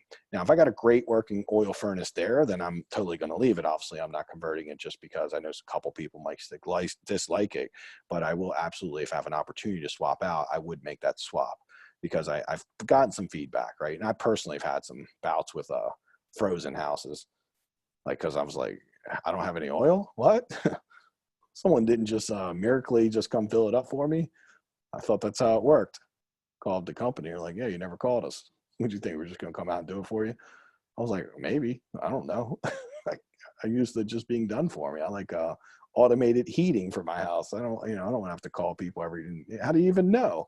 Like, how do you know if it's filled? Or a flashlight? I never knew, like, if I needed it, I didn't need it. It was kind of annoying. I'm not going to lie. But I've sold many houses with oil, and but I just would never put it in personally if I had a choice. So, yep, go for electric, go for, gas. Try to stay away from oil if you can. How about anyone else? Anything else I can help with? Question. So, like, when you were referring to putting a fourth bedroom into the basement, I remember your house at George Avenue where you had it against the access out. So it would be considered a legal fourth bedroom. Do you recommend we do that on our flips if that's available? If it's available, yes, you would want to lean to that as much as possible.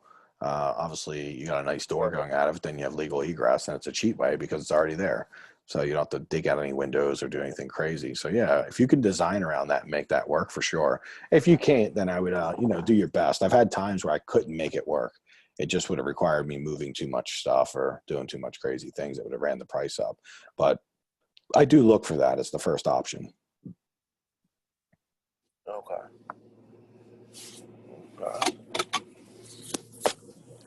How about anyone else?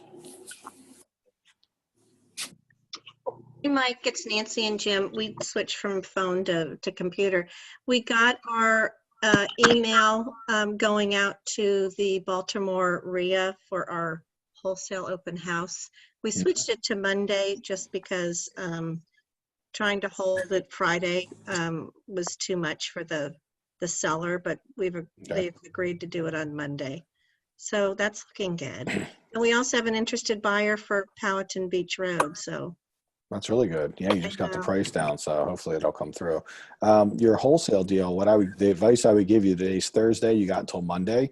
Go a little bit crazy. You want to post every day in any group you're in, but you definitely want to post more than one group. The secret success would be get it in like at least 5 to 6 different groups and post it at least once a day, if not 2 or 3 times a day. And anything you can think to get it in front of like groups, it really will help you. Okay. And obviously, if you could list it, your best chance of getting the real money on that house is being able to list it. So if, I can tell you that, like, if you were going to make 30K, that likely would come from an MLS buyer, not like from probably the Baltimore RIA, essentially. Baltimore RIA and all those different groups will definitely get you in some investors and other people, but they often don't get you that person who's like, I don't even know how the people who can't count. That's the people we want to market to. Like, oh yeah, I failed math. Your house looks like a really good deal, but I'm dyslexic. I can't count. So people would have thought that would have been me based on my education, but I was like, oh no, I can count. It's like, that's the only thing I can do, count my money. I know how to count. But yeah, that's the thing, so I feel like those people are usually driven by realtors who happen to really search on the MLS.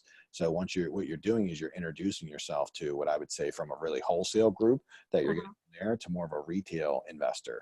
To see retail investors are the ones that run around. I mean, I've heard retail investors tell me like they'll buy 90% of our LTV, like, basically total investment 90% because they're like, I'm making 10% right off the bat. Then I'm going to do this and the market's going up 10% a year. And like, this is awesome. And, you know, the realtors don't give them, and I'm not saying that's awful, right? If that's just not what we do. The highest level of this is we buy it like somewhere between 65 and like 76% of LTV, not 90% or 85. But when you start talking to realtors, it's not uncommon to get a 85 to 90% buyer all day. And even if you just get an 80% buyer, right? 80%, you run like 450 and they think that's a 450. Let's run the numbers and see what that total would be. Because this is why I was telling you, run your numbers a little bit more, you know, on the, go with best case scenario when you're running your numbers for a wholesale deal, and go with worst case scenario when you're running them for yourself. And so if we go 450, which is best case scenario, I would not be surprised. And we go like 80%, that's $360,000 total investment. And you take in minus, let's just say like 80 off of that, because someone could easily do that house for 80. That's 280 they'd be buying it for. You see what I mean? Like, so you're coming out, you're looking to get what, 235 or 239. I don't remember what the number was. I put it at 239.9. Yeah, so 239, they're looking at that at 80. Like, say they run the same numbers and we go 450 times 70%. Now you're at 315 minus 80. Or 75 is what we put in. So there you go. I mean, so like that's actually coming in at 70% right now if they're using those numbers. If they're using 80K in renovation, they're using a 450 ARV, and they would be able to go 235 all in. Which means, I mean, you're paying 235 for it. So there you go. So your numbers are solid at 239. You're in the ballpark. I mean, I would look at, if I thought it was a 450 and I was a little more of a motivated buyer, I would use those numbers. This is the reason I teach everyone not to be motivated buyers, because I want you to look more at 430 versus 450. When you bought it, you looked at it as 450. I have no doubt other people look at it as 450. And I actually don't have any doubt that it could sell for 450. With it being a little more unique, we decided on a little lower number to be safe because it was so unique. I don't think we could gauge exactly what it would sell for because of it not being like exactly like that colonial, that perfect house that everyone wanted. Now, but again, I mean, someone says 450, I wouldn't be like surprised it sold for 450 at all. I just wouldn't bet my life on it either. Would you also go back and approach that buyer, that retail buyer that said, hey, we're really interested in moving to that neighborhood where I grew up and we've always loved this house? Personally, no, because I mean, unless they're all cash, I mean, that's generally retail buyer is not going to be the person. We're looking for someone who is a little more of a retail investor. Because the retail buyer generally can't buy a house like that, but you're certainly welcome to just invite them, right? There's no harm to inviting anyone, but just letting them know that you're going to be doing business on a more, like investor terms. So I want to share with the group, because this is important. You guys might get into wholesaling some deals. When you're wholesaling, you always want to ask for a little bit more than you want. You always want to use better comps, lower budgets, right? We always want to use best case numbers. When we actually do our own numbers, we use worst case numbers. And you always want to take into, you want to go in there and just make sure the numbers make some sense, but know that people will pay more than you. Like, I can tell you that I buy stuff all day for 70 to 75%, and I always can get someone to pay 5 to 10% more. Just because there's people out there who pay more, because there's a lot of people that are totally fine doing that house and making 25, 30K. Yep. And they're just like, oh, 30K, sweet. I get to flip a house. That sounds fun. And I'm going to make 30K. That's awesome. There's people who'll do that. I would not recommend a house like that only making 30K. I think it's too big of an investment, too much risk. And somebody who's done enough, who hasn't done a lot of houses, won't know that. But I mean, there's some people doing hundreds of houses and buying that aggressively. It's just a matter of how motivated they are. If they don't have a good system for finding deals, they're going to be really likely to be like, I kind of like that. Let's take a look at it. And honestly, if you take 100 investors, like 95 plus of them don't have a good system for finding deals. So there's people out there that'll be willing. Hopefully they'll see the vision, but you want to paint that vision. The next piece of it, though, that's really important is that we price it. And let's say you put it out to 239, no one gives you any bites. Take it down 10K to 229, right? And put it back out again, and just keep, you might wait a week or two. And if you don't have any like interested people, you're not getting a lot of phone calls and a lot of interest. What I will tell you though, if you don't put it on the MLS, there's a good chance you will be selling it for less. But if you could find a way to get it on the MLS and just pop it up there and just make it happen, you'd be surprised. You'd be surprised at the numbers I've gotten on the MLS I've taken deals that, like, I'll give you a great example, like probably the last deal we did on the MLS. I haven't done one in a while, but a couple months. We bought a house that I would have paid 65, and the lady wanted like think she wanted 85, but I then negotiated up to 75, which was 10K more than I wanted to pay. But I told her I'd have to run it by my investor partners and see if I can get them to pay 10K more. And she says, okay, I'll give you 30 days to do that. You know, as long as I get my 75, I don't care. I put it on the MLS for like, I think I put it on MLS for like 89, and I'm getting someone to pay 98 for it. And the comps were 160 on it, and it needed 70K in work. So you tell me that math right there is definitely someone failed at math. Mm-hmm.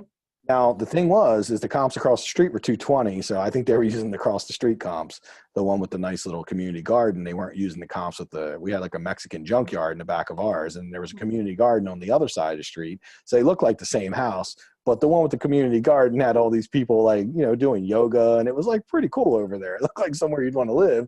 The other area had like a bunch of Spanish dudes playing like, you know, some kind of Spanish rap music, and like with bandanas, it looked like you were in some kind of like Spanish gang territory or something in like LA.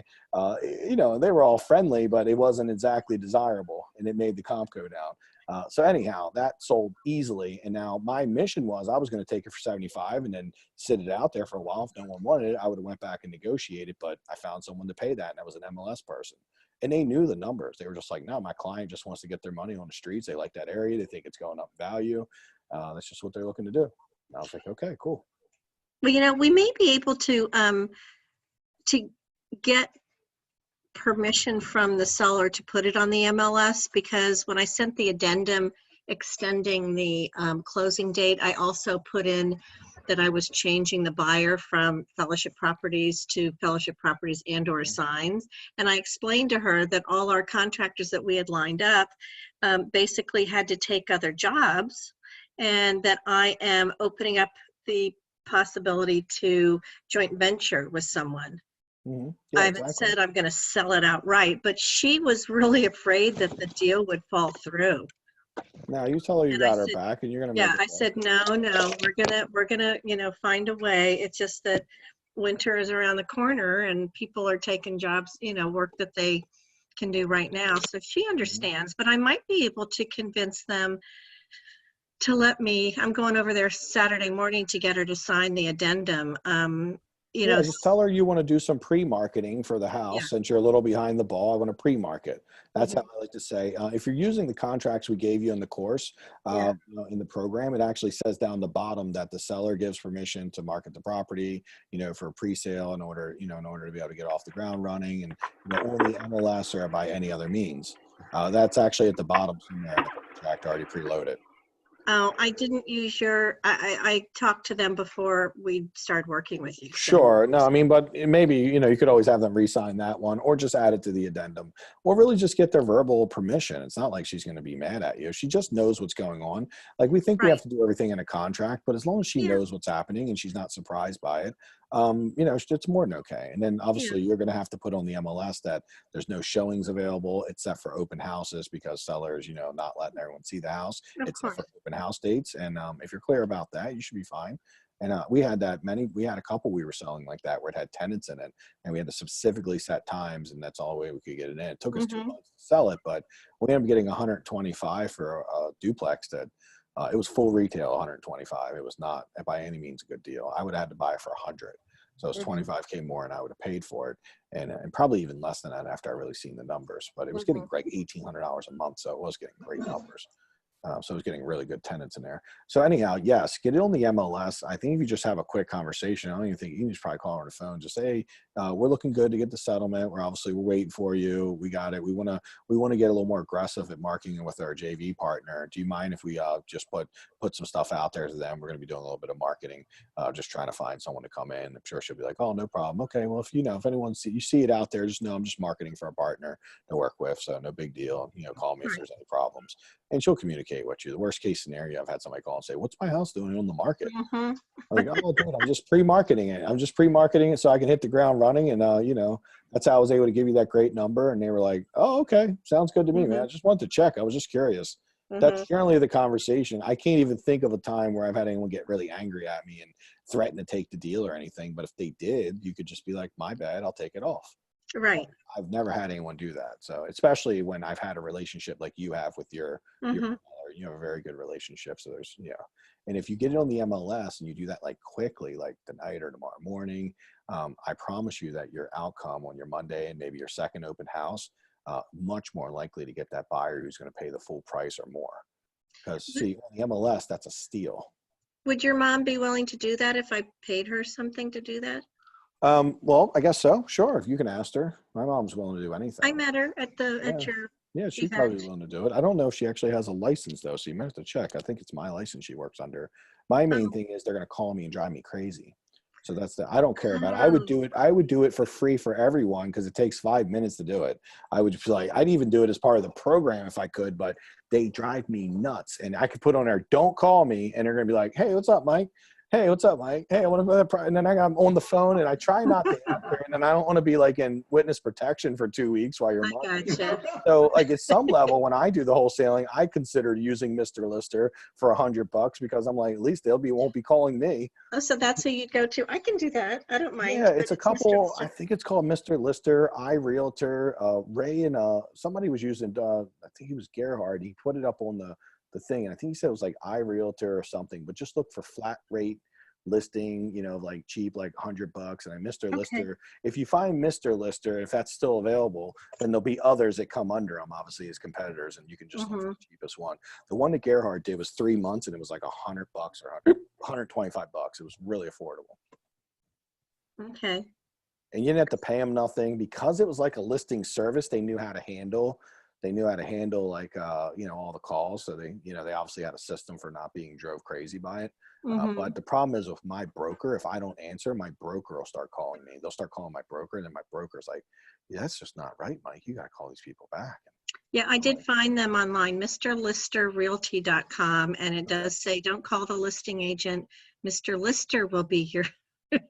Yeah, I mean, so if it's much more than like $100 to $150, then shop a little bit, because Gerhard was using someone who used them like 3 or 4 times, and he said it was great. And I know, and he said it was not Mr. Lister, but it was someone like that. He did a little shopping, and he was like $100, and I think he said it was $110 for 3 months. And that's obviously all you need is like the shortest listing or something. You need nothing additional. You just want to get access to the MLS and get your deal out there. That's it. Because now the retail people are going to see you, the retail investors that like think very differently. And that's the person that I would say on average, you can get 10 more K on every one of your wholesale deals by doing this. The strategy is very high level. I started doing it just a couple years ago, and like, man, I started seeing some really dumb numbers. I went from getting like 5 to 10K a house to like, very commonly getting like anywhere from 30 to 50. And, so that's just the way it is. So any good wholesaler would do that, because like you could post 19 times a day on like 500 sites and it wouldn't be as good as the MLS. I mean, it wouldn't even start to be as good. I had a list that was like close to, I think, one point it was like 13,000 people that I'd spent almost $100,000 building over like 3 to 5 years of motivated buyers and different investors and flippers all across the state. And that was like 4 years ago. I basically just been cutting the list down and putting no one new on it. I got like 800 people. And at no point did that 10 to 13,000 person list ever get close to even starting to compete with the MLS. The MLS is the most powerful marketing thing ever. So if you can figure out how to do it, that's why I would think this would be a great opportunity to try, because now anytime you have curiosity on any deal you're doing, just throw it on the MLS, even if you only had it on the MLS for like a week or two, and then the seller's like, take it off the MLS. I don't like that. Oh, my bad. I didn't know. It's just part of my process. You just take it off. By then you probably already found someone though. Right. You probably got in front of so many people. So I used to just do it. There was a time I told you my first mentor was a little bit weaselly. He usually would have in there like the A&R signs, but he put in there that we give the right to market by MLS or means of public auction. And so we would literally put a house under contract and then take it to public auction. That's pretty funny when like the neighbors are calling the seller and be like, they're holding an auction outside of your house. And somehow I got away with it. Now you guys know me enough that I try to, live a life of like, good character. So I did not enjoy doing that. I didn't enjoy my clients getting all crazy and stuff. So I stopped doing it that way. And then I got very upfront about it, which was fine. But there was like my first 6 months of doing this, I auctioned like 3 properties where I didn't even tell the seller I was doing it. And it was like kind of crazy, and they got angry, but I ended up making a lot of money and I got into the business. I made 16K on my first deal. And the people paid way too much for it. It was a house I bought for 40 that was worth 30 because I didn't know what I was doing, and they paid like 56 for it or something. And I made like 16K on my first deal, and that's how I made it, by doing that auction. And essentially just another great way. I got it on the MLS. I did all that stuff, and it was pretty cool because the auction company could put it on the MLS.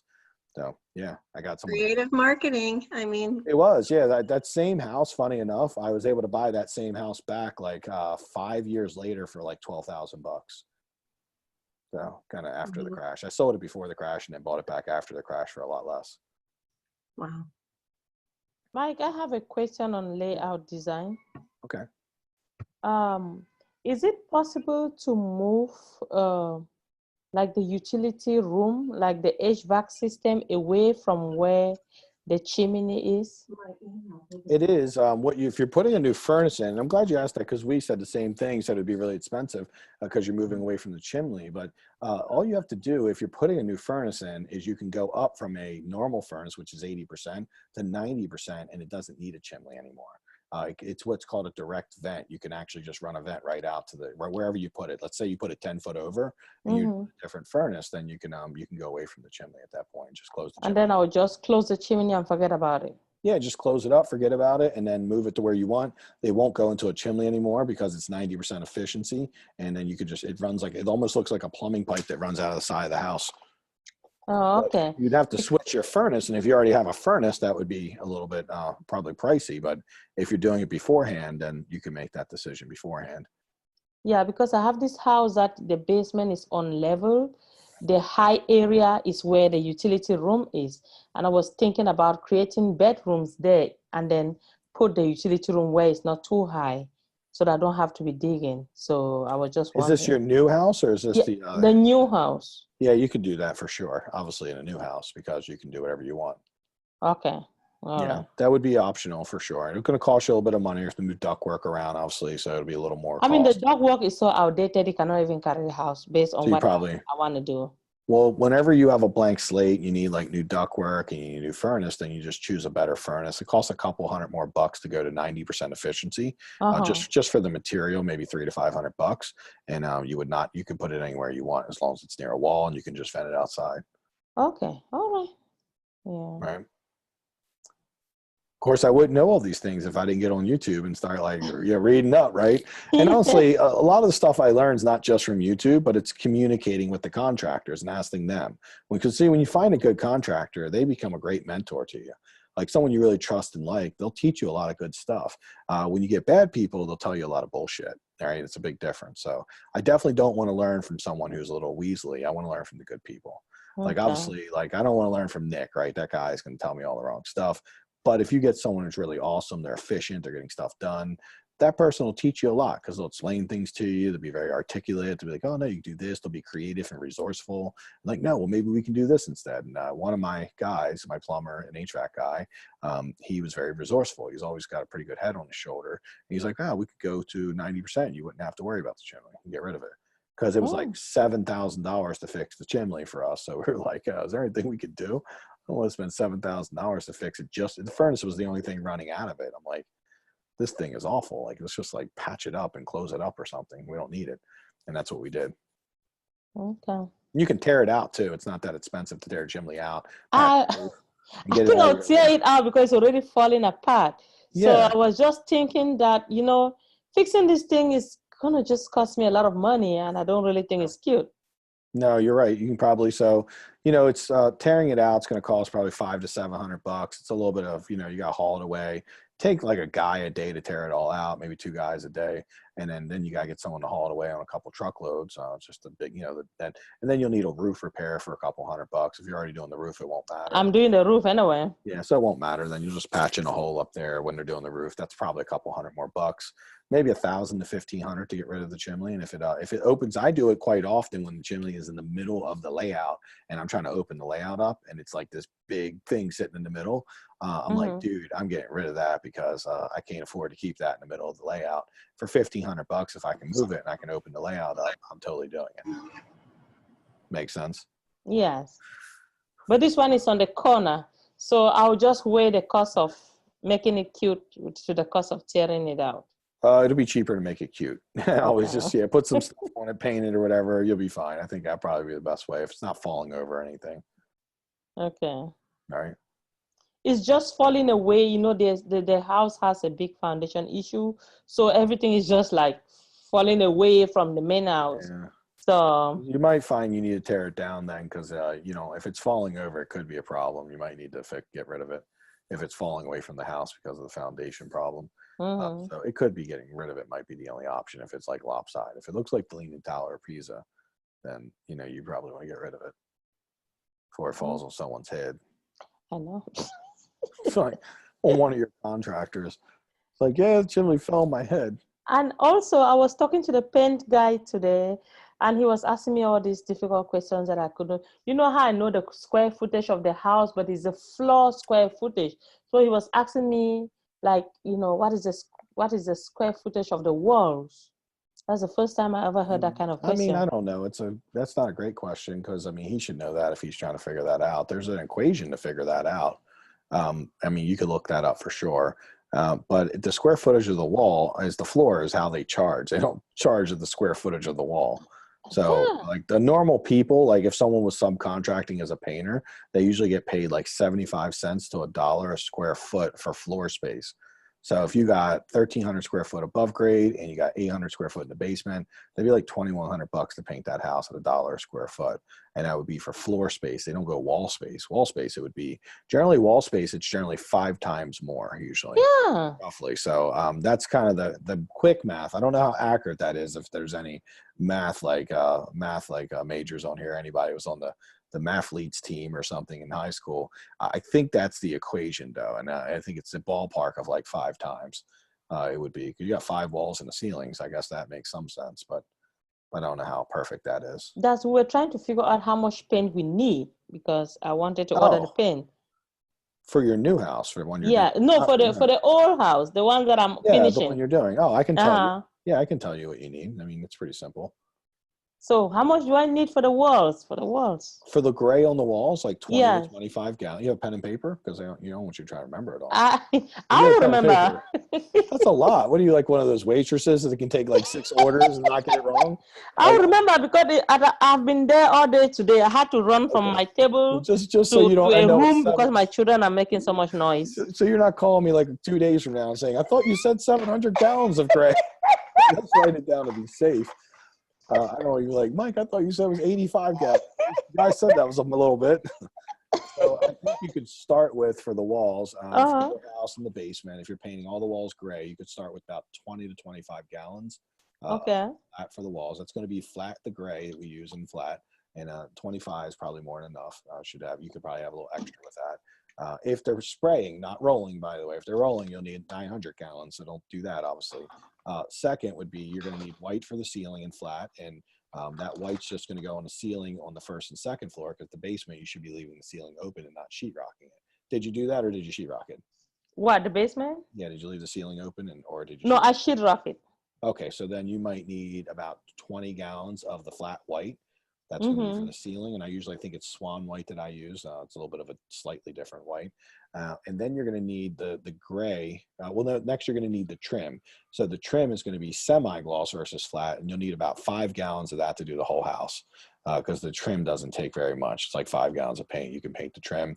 And then you'll need about 5 gallons for the doors, really just a couple gallons, but I generally just get a 5-gallon bucket of it.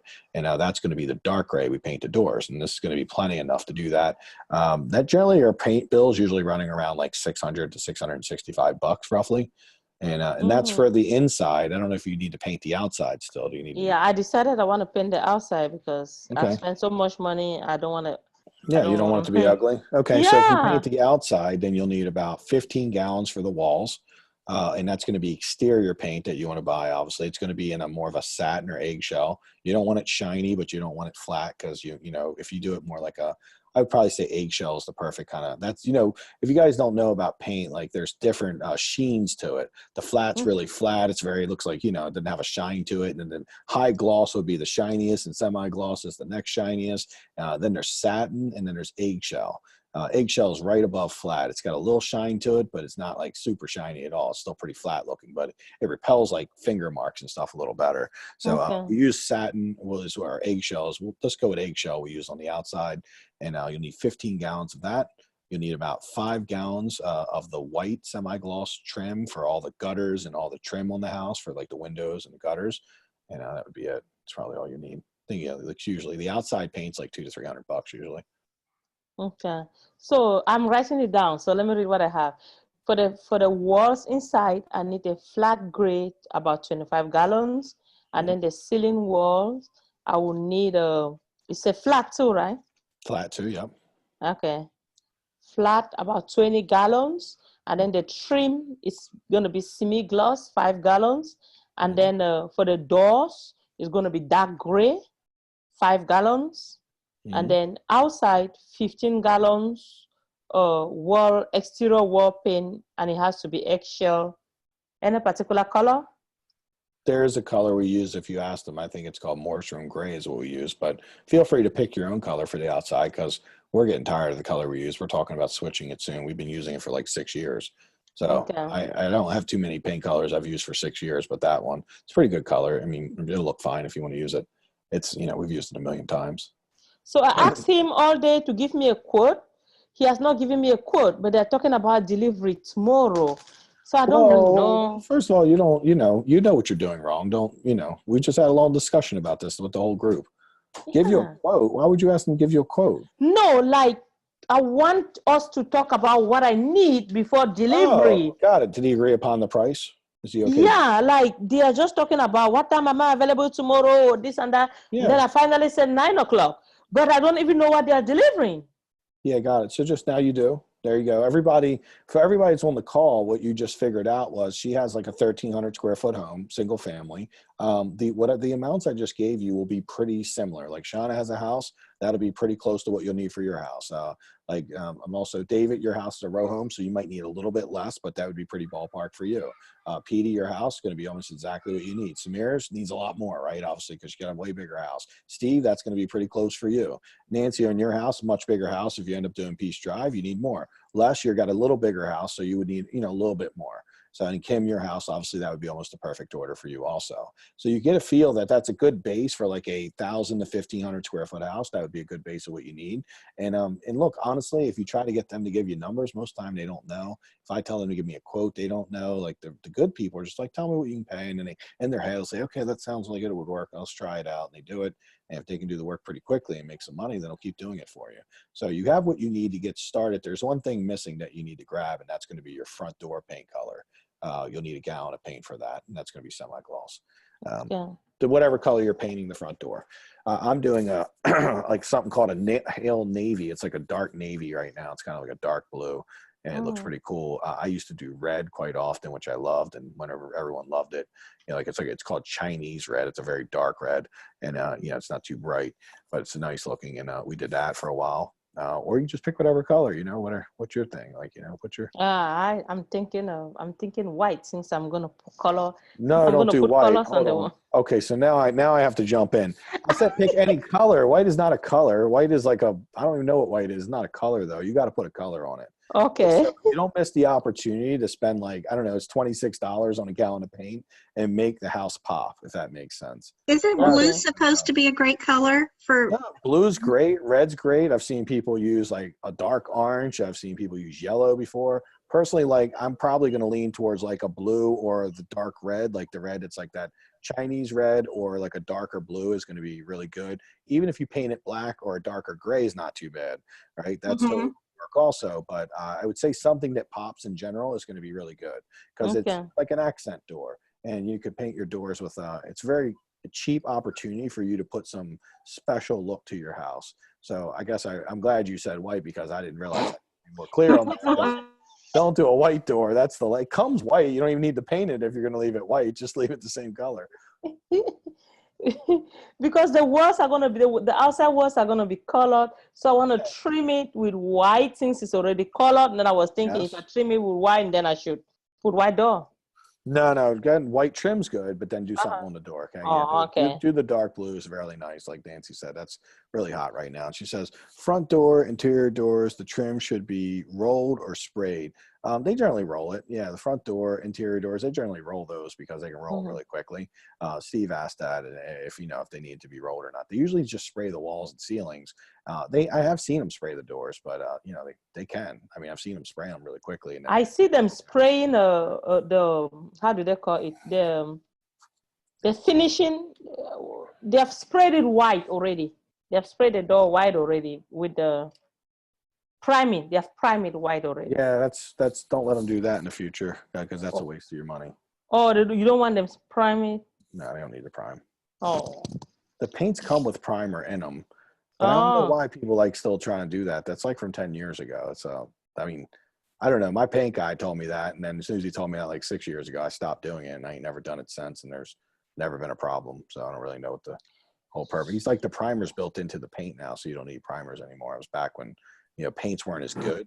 The technology with paint wasn't as good, and they would say if you didn't prime it, it might peel or bleed through. They also were rolling before, so they would prime it so it would stick better because a primer is like something that helps the paint stick. Yeah, that's what they told me. Yeah, but when you roll, you need it to stick more because it goes on so thick. But when you spray, like I've had overspray get on my car from 30 feet away when I was spraying the outside of a house, and it took me 2 months to get off. Like my shiny car, and it wouldn't come off. So when you're spraying, like you don't need a primer for that paint to stay on. Like it wouldn't come off a shiny car, much less like a house that's been waiting, it's ready and waiting for paint. So the secret is the sprayer. Obviously, if you're using the sprayer, these things work really well. But also the fact that they have primers and everything now, and the quality of the paint today is just so much greater than 10 years ago. So Mike, when do I put the floor? I was So in between. Which one are we talking about? The hardwood? The hardwood plus the carpet. Very last. That's going to be almost the last thing you do. So make sure of that. So I should paint the inside, paint the outside, install all the cabinets before I put the floors. Well, let's walk through a little bit of a sequence for everyone else. So right now you have your sheetrock done, right? Yes. Do you have your doors and trim done?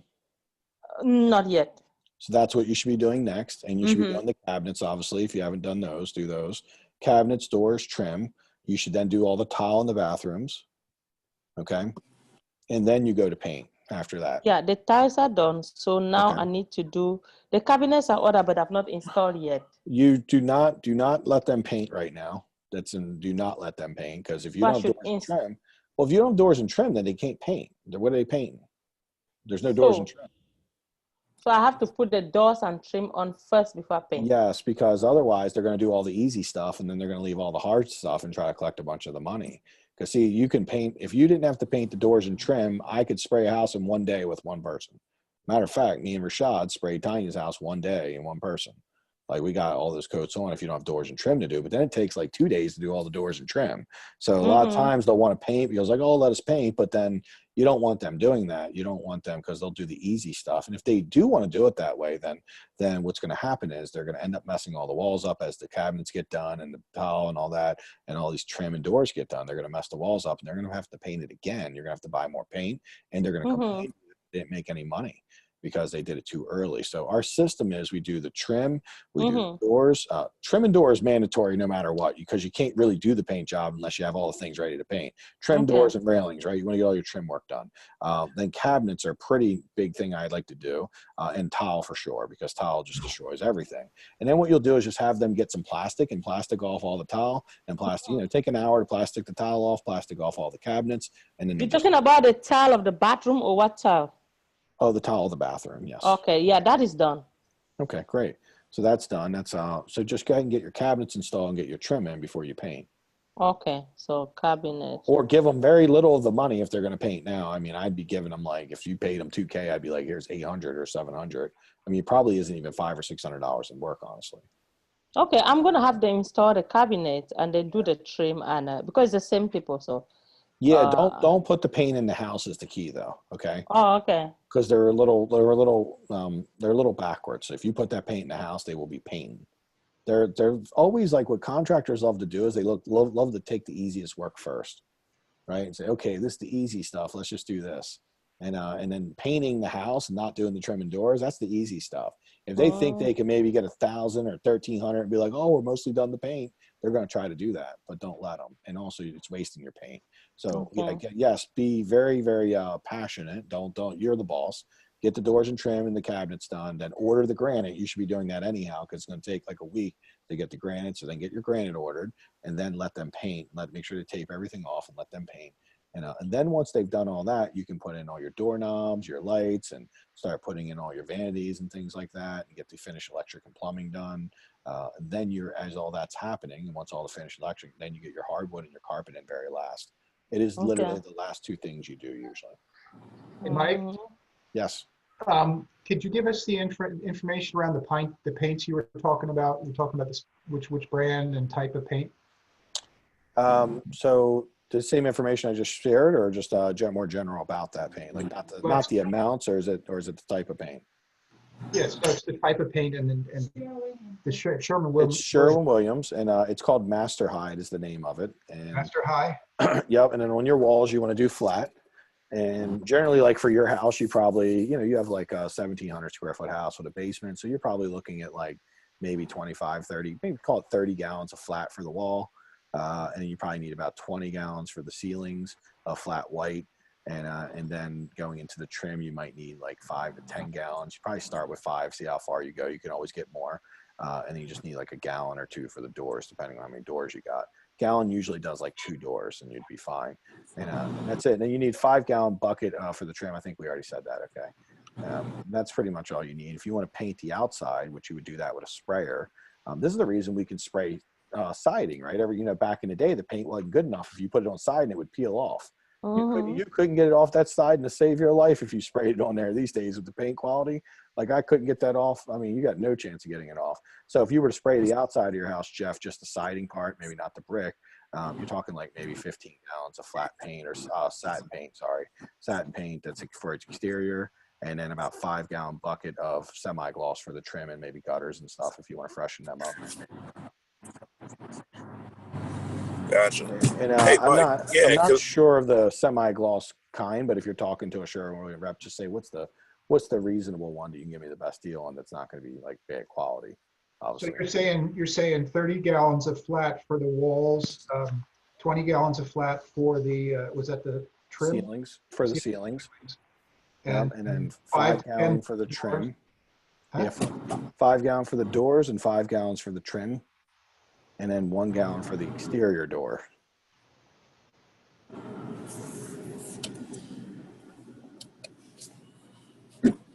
And all the same kind of paint? There's going to be the semi-gloss might be it might be Master Hide. You'd have to talk to them. I don't know the name of it, but they've got a paint they'll recommend to you that'll go well with it. And it might be Master Hide. I'm not sure.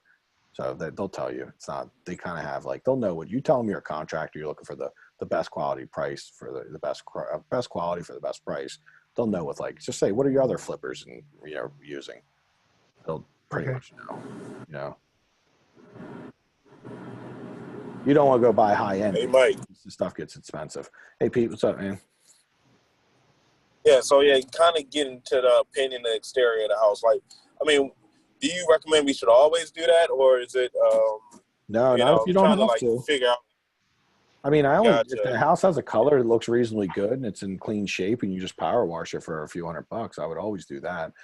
Sometimes you can just keep all color and just maybe paint all the trim and doors and it looks really nice. Like if it's already white, gray, or tan or some color, it looks nice and good. If it's like yellow and it looks like pea or it's orange or just some weird color that don't really look in style anymore, then I would probably paint it.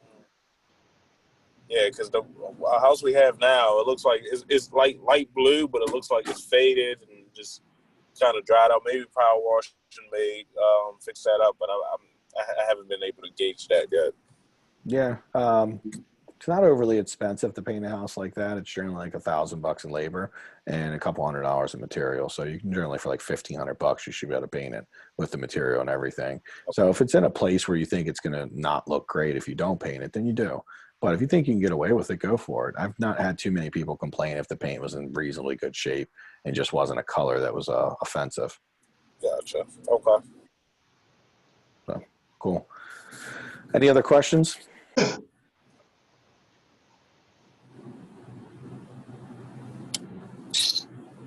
Awesome. I appreciate everyone jumping on the call. We have another call at 12 tomorrow. I think this will be our last call on the contractor code. Obviously, we have our normal call every week and, our two on Tuesday that we can get to. And you have questions 2 times 12, and then we're going to be doing it at 6:30. So you guys can ask as many questions as you like there, and we can go through everything. But contractor code tomorrow, we might have, if I find I missed something, I might have some additional stuff we can go over. But we should be good either way, hopefully. But I'm going to try to get everything into tomorrow. So it'll be 12. Probably be like maybe an hour and a half, hopefully. And I appreciate you guys being patient today. Thank you, Thanks, Mike. Mike. Thanks You're a welcome. lot. Mhm. Have a great evening. See you, everyone. All right, take care.